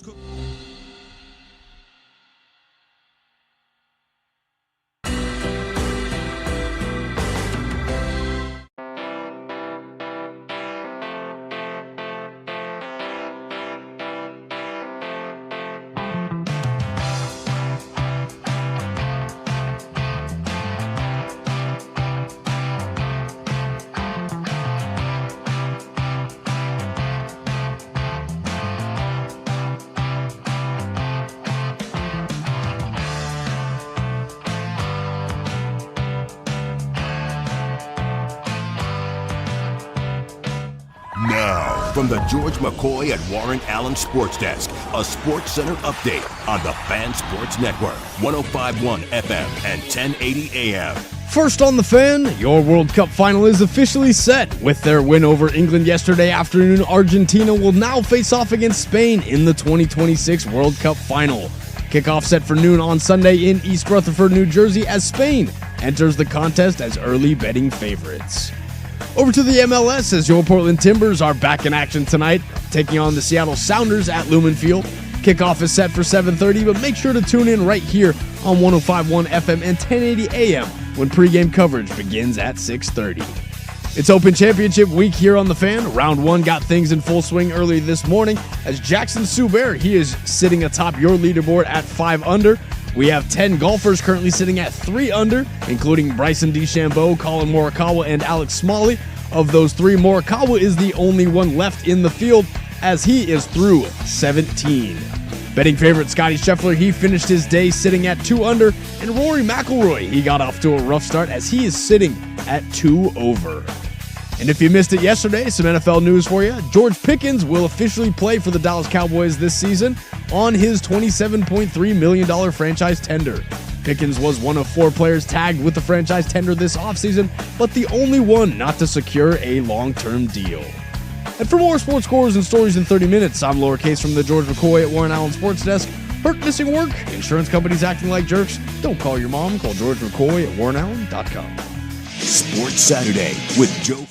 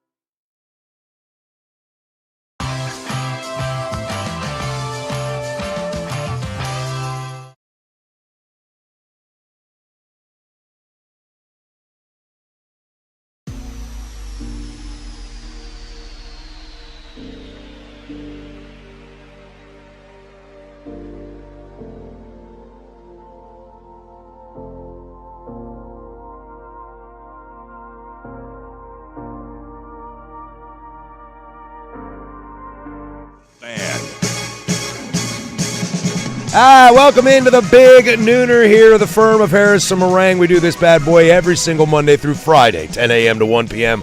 Thank you for being a part of our days. We are stoked to be a part of your days. You know the rules. After us, we'll toss it over to the bonus hour of the Fan Happy Hour with Luke Anderson from 1 to 3.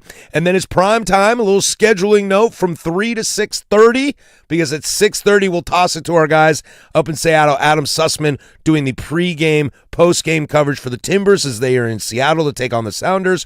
Kick is at 7:30. You can catch all that action right here on the Fan Sports Network, your home of the Timbers, 105.1 FM, 1080 AM for the game tonight. I personally am very, very excited to get MLS back in shape. It's kind of, as fun as the World Cup is, it's kind of nice to get back into your local roots, and I'm excited for this game tonight and just kind of get back into our normal schedule. I know people have asked. I do not know anything about the managerial situation for the Timbers. As soon as I know, why not? You will know.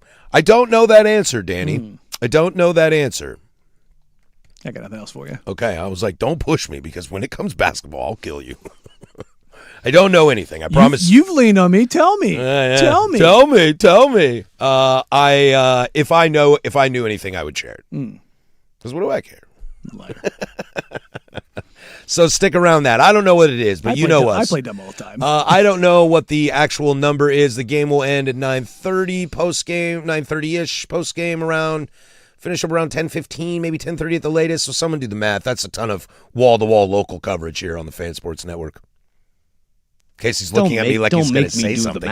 Well, you were looking at me like you were going to say something. Because that's the time that I'm going to have to be here. Oh, Don't make me do amigo. the math. Sorry, amigo. Coming back full circle into this Blazers situation, some thoughts on the text line that I wanted to read, because this has become so politicized, and I think that was something that I kind of complained about yesterday, Danny, is that this shouldn't be right versus left.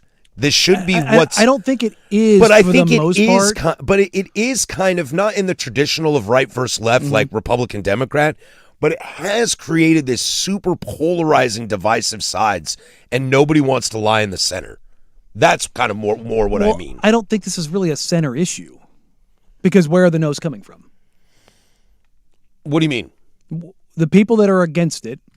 What do you think the political dividing line is? Oh, I meant it more like not Republican Democrat stuff, but like sports fan, non-sports fan. Sports ball, you know that person that likes to make fun of us because we like sports. And again, I think you can draw a little bit of a political line on that.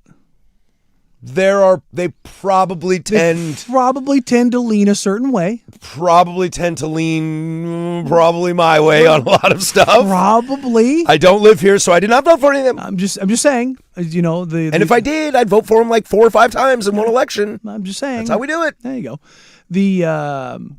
But I think there is a little tinge of that. I'm not saying that the Oregonian out there isn't saying, not with my taxes. Like, those of course. They're out there. Dude, go out to Pendleton. They're out there. Find me Ontario. Oh, I mean, what's the... Burns, Oregon. Yeah, I would say, what was the one, the ranch in Idaho? I mean, you get out in eastern Oregon, you might as well be on the same property. Yeah, you're kind of out there. You know what I mean? The state of Jefferson, as they like to call it. Yeah, that's right. Yes. Yeah. If you're in that region, I'm sure there's some of you out there. But I'm sure. I think at best 80-20. If we're talking percentages. I think so too. At best. I think so too because, like I love this text. I think this text is fantastic. It came through about an hour ago. It says, "Hey bros, I'm a politically progressive and a big sports fan. I've been listening quietly and open-minded for the last couple of weeks to all station shows about the frustration of negotiations." Time out. Shout out for listening to us wall to wall. That's a P1 right there. Generally, I feel like this is how it is supposed to go.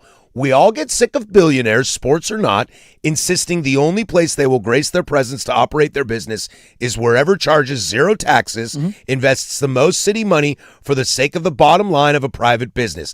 I'm glad the city is being jerks as long as it ultimately gets done. I don't mind posturing. I don't mind close calls on deadlines and insisting transparency and community investment. I think that is a brilliant statement, and I couldn't agree more with you. I am okay with pushback on stuff. I think the problem is when it's somebody who has not held themselves accountable is asking to hold you accountable. Bro, I'm with you, dude. I do not want to hear the optics of a billionaire asking me for $600 million is rough. Yeah. It's rough. And again, I agree with that sentiment as far as the ask for the money, but we also know the reality of it. I get what they're saying. My pushback is, and this is going to sound a little harsh, and I don't mean that to this particular listener, that sounds like virtue signaling. You're doing it just for the sake of doing it. You're saber rattling just for the sake of doing it. If you're okay with it just getting done, then why? Do you understand what I'm saying? Is it so you can just say that you're the good guy in all this? And I'm not saying that particular person. I'm talking about that idea. Yeah, I think you know what I'm saying. I think there's a lot of posturing, and again, I've been kind of comparing this to like people that have iPhones versus people that have Androids. There's one side of that argument is very critical of the other side, and the other side is kind of like, dude, I don't care. And they're both made with rare earth minerals. They're both like have batteries that will never go away. Like they it's all just about user interface. I do hate the green bubbles. I hate green bubbles too, but that's because we're elitist and iPhones are better. I remember having this conversation one of the first times I ever met Mike Lynch. Okay, the great Mike Lynch. He was telling me about we were just like, I think we went and got a beer, and I was like, "What do you like to do, man?" He was like, "Oh, I play a lot of video games." And I was like, "Oh, okay, cool. Like what kind of games do you play?" And he was like, "Well, I like this and this, and honestly, a lot of my friends are some of my online gaming buddies." And he had this real sad, morose tone to him. And I was like, "That sounds awesome, dude. How long you been friends with these guys?" And all of a sudden, he started to perk up and was like, 10, 15 years. I go, "Dude, that's amazing." You guys he was like, "Yeah, and we like get together once or twice a year. Like we go on a trip together." And he like brightened up because he was so terrified that I was going to judge him. That would be like, "Oh, you play video games, you loser." It's like, bro, you know how much baseball I watch? You know how much Star Wars I like? Last night I watched for a few dollars more because I like bad Westerns. Well, that's not bad. That's a great one. I like old Westerns. Dude, don't judge me because I like sports. No. I'm not going to judge you because you like anything else. No, and the sense of it in that vein is, this is going to come across weird. I know, but it's, and both sides do it. I'm saying in this particular instance, there's almost this, I have to, from the left side of things, there has to be this, it's the anti-Elon Tesla Club sticker. It's like, it's the, I have to show you that I'm the good guy in this. I had to fight against this. Ultimately, I'm okay with it being done, but I've got to prove to you that, I got to put my foot down. Well, you didn't actually put your foot down. Even the people that disagree, if you're saying that and you're truly, truly, truly okay with whatever outcome comes, even if I disagree with you 1,000%, I can at least see it from that point of view. Do you understand what I'm saying? But if you're just doing it just to do it, just so you can say you felt better about it, I can't stand by that. And that's whatever issue. If you're going to stand on it, stand on it. Like, I'm okay with that, even if we disagree. If we agree, we disagree, doesn't matter. I can at least having a conviction. You understand what I'm saying? It's like the bumper sticker thing. It's like, if you really cared about it, you wouldn't drive the Tesla. You know what I'm saying? Like, you would go get another electric car or another hybrid. There's a Rivian out there. There's a what's the other one? The Lucid. Like, there's other like luxury electrical vehicles. Bro, we don't make Rivian money. But you understand? Like, I know what you you mean. understand what I'm saying? There are I other, wanted a Rivian really badly before I brought the Bronco, and then I saw it was like, oh, Bronco it is. Bronco it is. But again, like there's Bronco Sport it is. Go get whatever comparable thing if you genuinely care about it. Don't put the bumper sticker, because again, I don't mean this as a shot of this texture, because it's a well thought out. Like I get what they're saying, I just disagree. It feels like you're slapping the bumper sticker on your argument. This texter, I'm new to this show. Welcome, buddy. Glad to have you. And I'm a lifelong fan of the Blazers. Seattle regenerated Key Arena for $1.3 billion not long ago. They put life back into the city. PDX has basically chosen to write off every meaningful entity that contributes entertainment, job, and culture. I would leave too if I owned the franchise. People aren't thinking about the $400 million in annual revenue that the team generates, and the stadium is $600 million. Yeah. Seems like the governor has her hands in this problem. That I'm not 100% sure. But that's the point that I've also kind of made about like my party analogy. Mm-hmm. If I buy the club, okay, I bought the club, and they're throwing a huge party tonight, and I show up, and everybody at the club is like, "Oh God, Patrick's here," and they start saying that to my face, and then people start writing articles about how nobody likes me. Then why would I want to stay here? Oh, and now my landlord is being a jerk. Yeah, dude, I'll just leave. The flip side of that is, you can also do things to not piss off those people. Without a doubt. Again, Dundon and the Blazers are not. It's all signs. This is not innocent. I like the Seattle analogy of Key Arena and everything that kind of came with that. Which way politically does Seattle lean? Oh, they left. Okay. How many massive global top 100 companies are in Seattle? Well, there's a couple. Are they running out of Seattle? No, they're not. Are they building more? Have you been up to Seattle recently? How many skyscraper cranes do you see in downtown Seattle? There's a lot going on up there, man. Yeah, you got Amazon. I mean, even Kirkland is a large brand for Costco. What else do you got? You get Google up there. I think you get Boeing. There's also now they've outsourced some of that stuff because of some of the politics around it. And isn't there a big video game maker in Seattle as well? A bunch of them. Yeah. Xbox is there. That's right. Yeah, because Microsoft is there. Yeah. Microsoft, Google, Meta, Apple. Oh yeah, Meta's there. Expedia. I totally forgot Meta's there. Outreach. And then so this whole a bunch idea of AI and emerging tech as well. Yeah. So this whole idea that you can't do it in a left-leaning city that's not true. It's just not true. It's the internal politics of the city. And that's where you can point the line at city council. And Seattle probably got a little away with losing the Sonics with Clay Bennett because they still had the Mariners, they still had the Seahawks, and that kept their infrastructure there, which allowed them to eventually get the Kraken, and they will eventually get the Sonics back. But what did they do? They put a $1.3 billion into that stadium. They gutted it. And I'll tell you right there, that you've been up there, right? Since I have. That whole area around there, so awesome, so awesome. And I'll tell you right now, parking's a nightmare, and still awesome, still worth it. Awesome. I don't know. Before the Kraken were there and Climate Pledge did that thing, I don't know the last time I was in that neighborhood. It was much like a dead zone. It was much like the Rose Quarter. It was a dead zone. You had the Space Needle there, which still has some tourism and stuff around it for sure, and the market's not that far away, and you've got all of downtown Seattle right there. But it was a dead zone. It was. And to a point that we have made, I think we were talking about this yesterday, and texters have pointed it out as well. If the Blazers leave here, you ain't getting baseball. You ain't getting hockey. You ain't getting anything. Now, maybe you get lucky, and in 10 years down the line, the NBA realizes it would be nice to have the Blazers back in Portland, kind of like they're doing in Seattle, where they've realized, okay, guys, the Seattle situation sucked. Expansion's coming. We're going to throw it your way. If Memphis ever needs to leave Nashville, maybe in 10 years they would think about Portland, but that's a big if. If you lose a sports team and then you got nothing of the big four, you're in big trouble. I don't know if you can ever come back from that. I think it would be, and I've said this so many times, I think it would kill the city.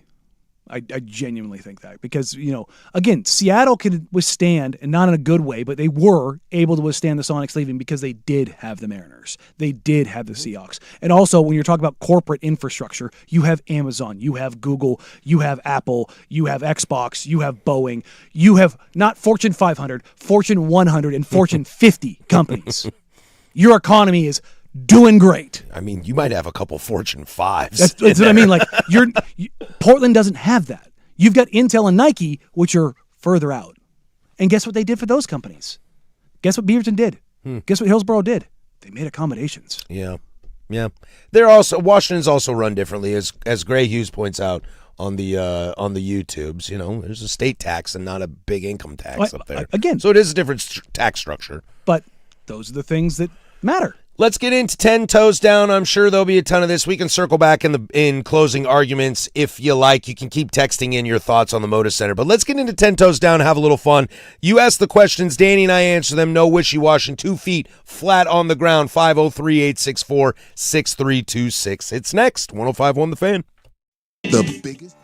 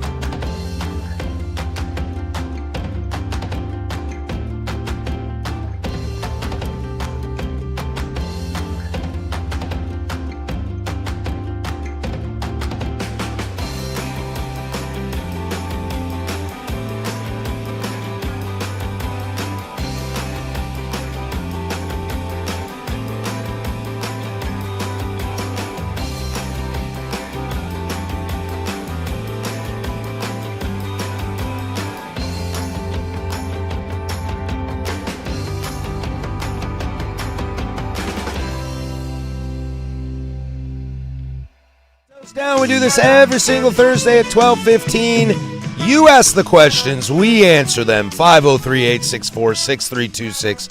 2 feet flat on the ground, all 10 toes. No wishy-washy, no vacillating. I see you guys still having that conversation on the YouTubes over there. At least keep it friendly. Keep it friendly over there. We're almost to the finish line, guys. We're almost there. Woosah. Woosah. Woosah. So I'll take breaths. We'll circle back around in closing arguments. But 10 toes down, let's see here. We haven't talked about food a lot today, Danny. You want to get some food? We just had the hot dog. 12:26. I know, but that wasn't really food. Yeah. That was an lack item. of food. It was an item. It was a lack of food. 10 toes down. What's the best meal you've ever had from the shadiest looking place? Oh, that's easy. When I graduated basic training, my dad came down for my graduation, and we're in San Antonio. We drove, and I got a new pair of glasses and contacts so I could get off my BCGs. For those that don't know, I don't know what a BCG is. Birth control glasses. Birth control glasses? Because there ain't nothing happening with those on. Those are those big, thick, brown glasses we've had in the military since the 60s. Okay. Nobody looks good in those. You just look ugly. Oh, God. Oh, yeah, they're hideous. So I had to get those off my face immediately. And while we were waiting for them to get made, because the optometrist was a former retired Air Force colonel, who was an optometrist in the Air Force. He was like, you just graduated, huh? And I was like, yeah, what gave it away? And he's like, I'll tell you what, normally this takes a day. I'll go back and make them right now. I was like, sweet. So my dad's like, you want to eat? And I was like, yes, literally everything, because I'd eaten like crap for the last 8 weeks. So we drove around San Antonio until we found the seediest, dirtiest, just hole-in-the-wall Mexican spot. And we both looked at each other. We saw it from the freeway, and we were like, that one. We drove around for like a half hour. I mean, this place was maybe a minute from being condemned. One of the best Mexican meals I've ever had in my entire life. Literal mom-and-pop shop. Abuela back there making the chili rellenos. I mean, everything was made from scratch. I had a plate that was 2 feet wide, and everything was so good. That's the best food I've had in this country, as far as like from the seediest place. We do not have the time to go down those lists of the places that I've eaten around the world. Yeah, the YouTube called it out that it was going to be a Mexican joint. Mine is actually not a Mexican joint. Mm-hmm. The shadiest place I've ever eaten out of is probably on the east side of Oahu. There you go. In a shack. In a dirt road in what was, I believe, a food cart. Loose term cart. More like some boards holding some things up, and it's the best plate lunch I've ever had. It was absolutely incredible. So seediest in North America is the fish taco stand in Mexico off Baja. It's quite literally 2x4s nailed together with a piece of like tin metal over the top, and the guy just has a stove hooked up to like a gas tank, and he goes down and fishes and brings it up and cooks it right there. Like that's in North America. Overseas, probably the street meat in Afghanistan. Again, street meat anywhere. Street meat. You're playing with fire, but every time it hits. Just the phrase street meat is amazing. Street meat, like street vendor in Afghanistan. I know, but just I got street meat in the Philippines. I got street meat in Egypt. I got street meat in Afghanistan. I got street meat in Kalispell, Montana. And you're like, yep, sounds great. Sounds good. Sounds delicious. The only place that I wouldn't do the street meat without like being terrified is India. Like that one ruined me. I've seen those Instagram videos where the guys in meta glasses walking around all the street vendors. Watching dipping fingers in. Oh, whole hands. That hand hasn't seen clean water in weeks. Yeah, you might as well. Not for lack of it. It's just you might as well lick the just cup. a walking health code violation. Yeah, you're just like. I mean, they're just like I've seen street vendors in that region of the world. Their utensils don't exist. Like everything is hand done. Like you're stirring with hands. It's tough. It's tough. Like I always tell people, if you were going to travel the world and you were not a world traveler in general, start at like established restaurants in a region, then work your way up. Like if you're gonna go to the Middle East, you can't just go and shock your system immediately. No, like hell, Mexico. Don't get off the plane and that street vendor looks dope. No. Go to the Senor Frogs. To be fair, that's the first thing that I did. Oh, I know. Senor Froggies? I've been a Senor Froggies. But you know what I mean? You start with the regional chain, because that alone, if you've got the weak American stomach and you already get a little rumbly in your tumbly from Taco Bell, and I'm not talking parasite Taco Bell, apparently it's going around everywhere right now. Explosive diarrhea. But there are just things that are out there that if you think that we have issues with how we control our food, the FDA and all those kind of things, let me introduce you to second and third world nations. It's very different. This is 10 Toes Down. We do it every Thursday at 12:15. We'll take a quick break. We've got more to come. We might be able to sneak in. I know I say that every time, but give it a shot anyway. 503-864-6326. But there's Casey with sports. Now, from the George McCoy and Warren Allen Sports Desk, a Sports Center update on the Fan Sports Network, 105.1 FM and 1080 AM. This sports update is brought to you by Reynolds Defense Firm. If you've been arrested for a DUI, you need a team of attorneys that you can put your trust into. Call Reynolds Defense Firm today, online at reynoldsdefensefirm.com. First on the Fan, your World Cup final is officially set. With their win over England yesterday afternoon, Argentina will now face off against Spain in the 2026 World Cup final. Kickoff set for noon on Sunday in East Rutherford, New Jersey, as Spain enters the contest as early betting favorites. Over to the MLS, as your Portland Timbers are back in action tonight, taking on the Seattle Sounders at Lumen Field for a Cascadia Cup match. Kickoff is set for 7:30, but make sure to tune in right here on 105.1 FM and 1080 AM when pregame coverage begins at 6:30. It's Open Championship week here on The Fan. Round 1 got things in full swing this morning as Jackson Suber, he is still sitting atop your leaderboard at 5 under. We have 10 golfers currently sitting at 3 under, including Bryson DeChambeau, Colin Morikawa, and Alex Smalley. Morikawa just wrapped up his day as he is currently now at 2 under through 18. And if you missed it yesterday, some NFL news for you, as George Pickens will officially play for the Dallas Cowboys in the 2026 season on his $27.3 million franchise tender. Pickens was one of 4 players tagged with the franchise tender this offseason, but the only one not to secure a long-term deal. The last time the Cowboys signed a player tagged for the first time to an extension was Dez Bryant back in 2015. And for more sports scores and stories in 30 minutes, I'm Casey Smith from the George McCoy at Warren Allen Sports Desk. Hurt, missing work? Insurance companies acting like jerks? Don't call your mom. Call George McCoy at warrenallen.com. The home of the firm of Harris.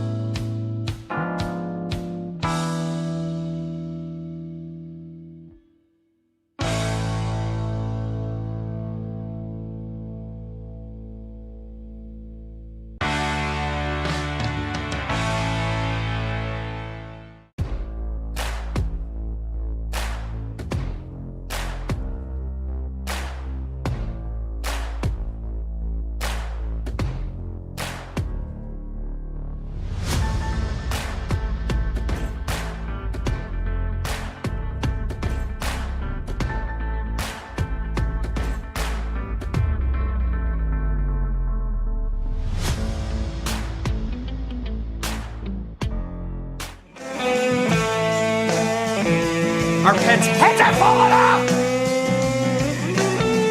This is an Open Championship Week edition of the Firm of Harris and Marang, brought to you by Langdon Farms Golf Club. Hanging out here in 10 Toes Down for it's a Thursday, and it's those kind of days today. I did share something with you in the break, Danny, that I did want to bring up real quick. I am actually going to hang out at the airport tonight. Yeah, I'm still trying to process why. Well, I need to go pick up the wife. She comes home tonight, which, by the way, I had a couple listeners ask me yesterday at Gold PDX. They were like, how you doing? The wife comes home tomorrow, right? And I was like, yeah, man, thanks. That means a lot to me. There you go. Pay attention. Because you're paying attention. You understand that I care. I have to drop off food at her mom's house at like 6:30, and she lands at 8.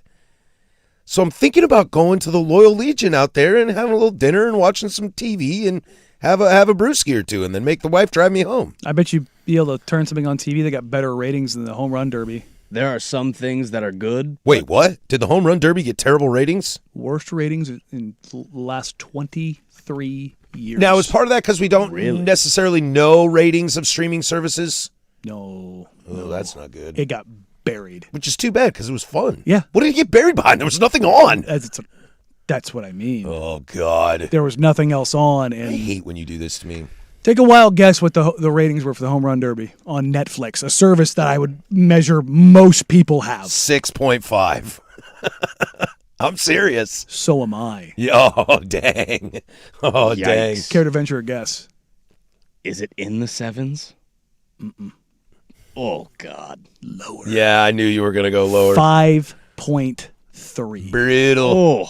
Brutal. That's brutal. Buddy, that's regular season primetime NBA game. That's Fox Cop Show. Like, that's what that is. 5.3 that's so unfortunate, too, because like you said, it was fun. It was good. Guys put on a show. Nobody cared. Yikes. It's like, ooh. 10 Toes Down, last little bit on food here. Homemade non-tortillas, sourdough, or biscuits. Which you choosing? I'm out on biscuits.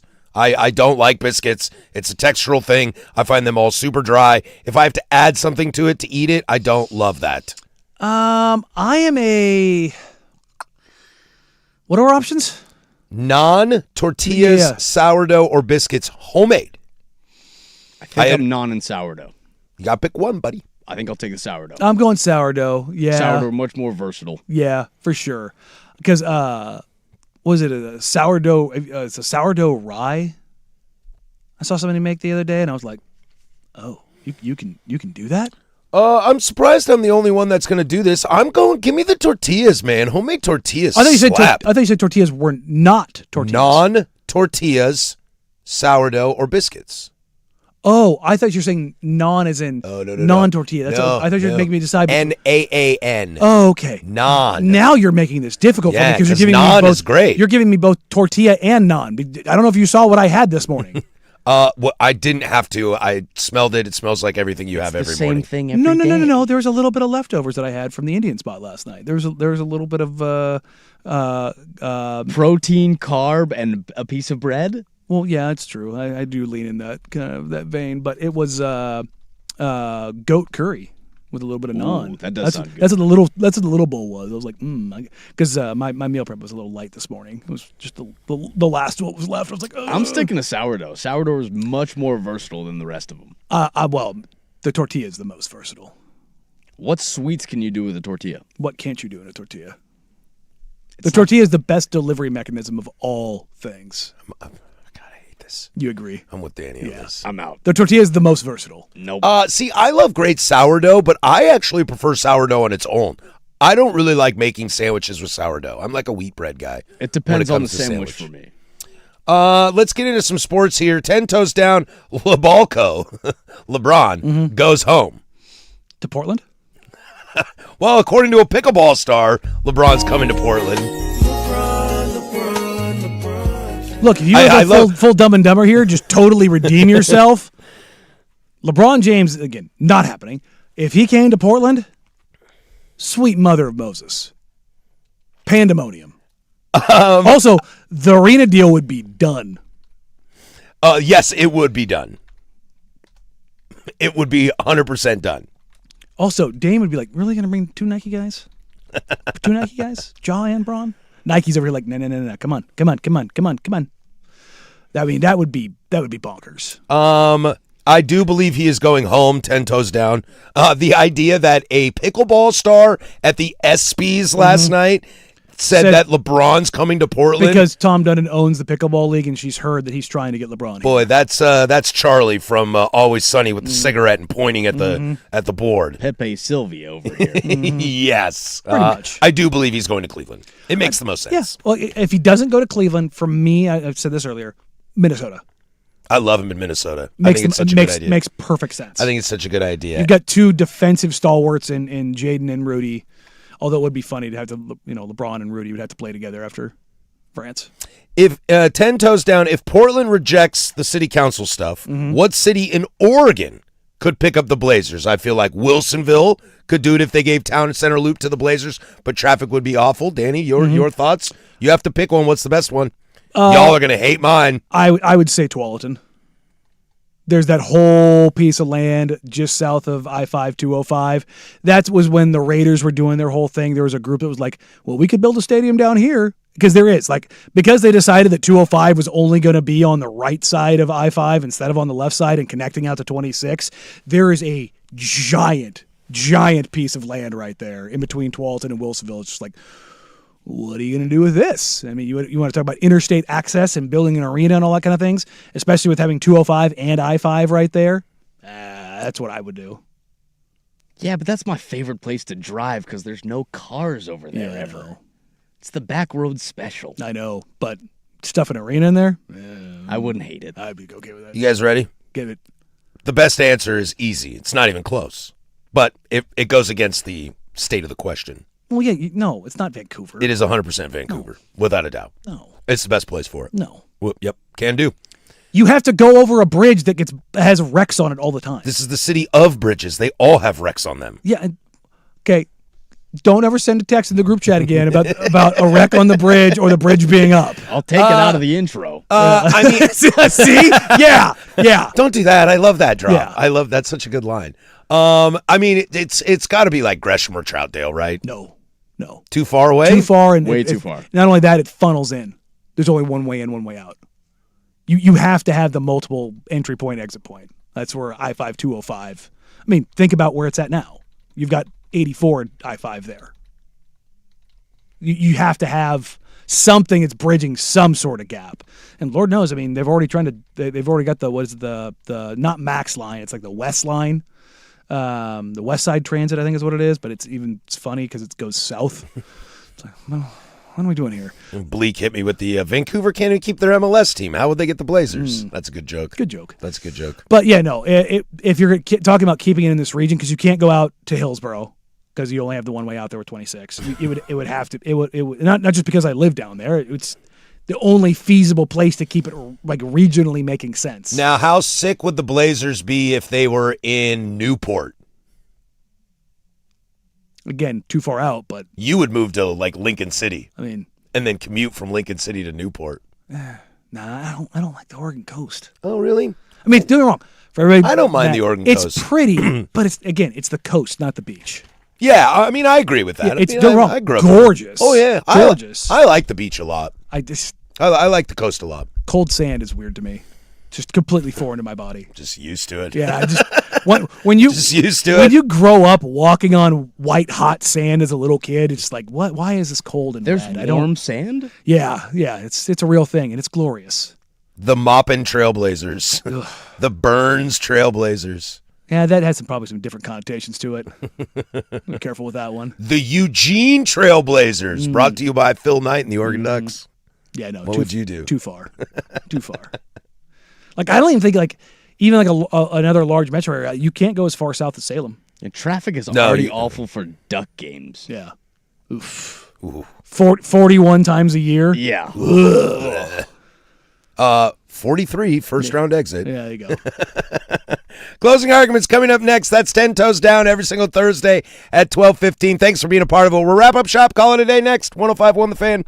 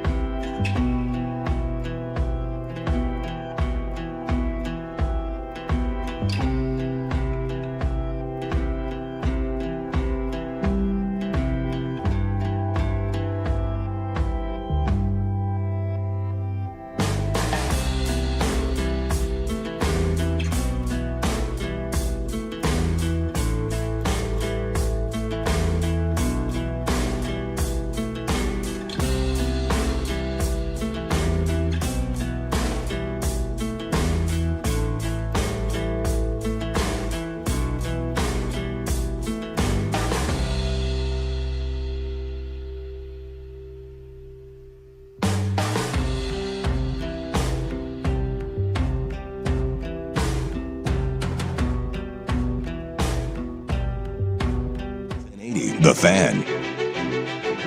All right, that's going to do it for us. Closing Arguments brought to you by Leskin Law. Visit leskinlaw.com for more information. Coming up on the program tomorrow, we'll probably have to get into some of this Adam Silver stuff, whether it's gambling or Gary Trent Jr.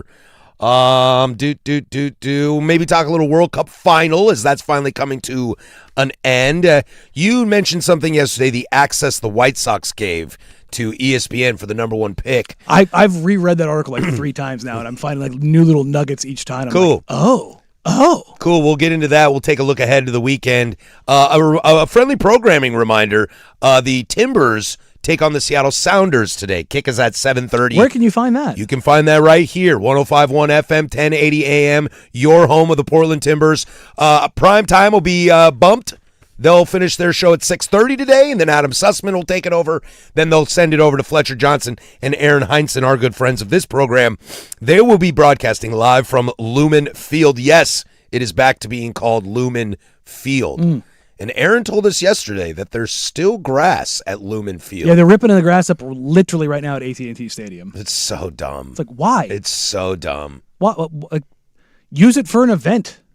Sell it off to charity. Yeah, totally. Something. Oh, dude, if you... what was the last game in Dallas?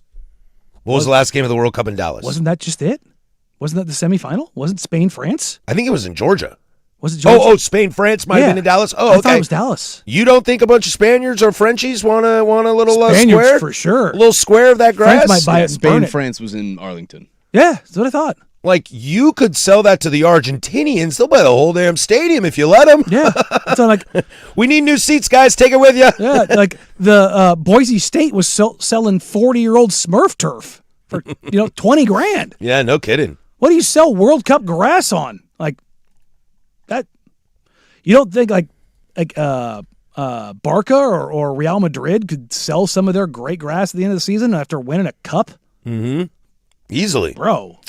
FIFA missed the chance to make money? Yeah, no kidding, right? How did that happen? Oh, side note, anytime Johnny Infantino was brought on television, the booze, everybody was together. That was great. I caught the first night. time he came on yesterday. The second one in the second half was immensely louder. Oh, man. Well, because just more people kept showing up. Oh, yeah. Yeah, more people kept showing up. That much more, huh? Oh, yeah, dude. Because when I left at halftime, when the show got over, we were filling the street. When Argentina went up 2-0 for the 6 minutes that were left in that game, it was borderline Thunderdome. Oh. Like, cars were about to get turned over and set on fire.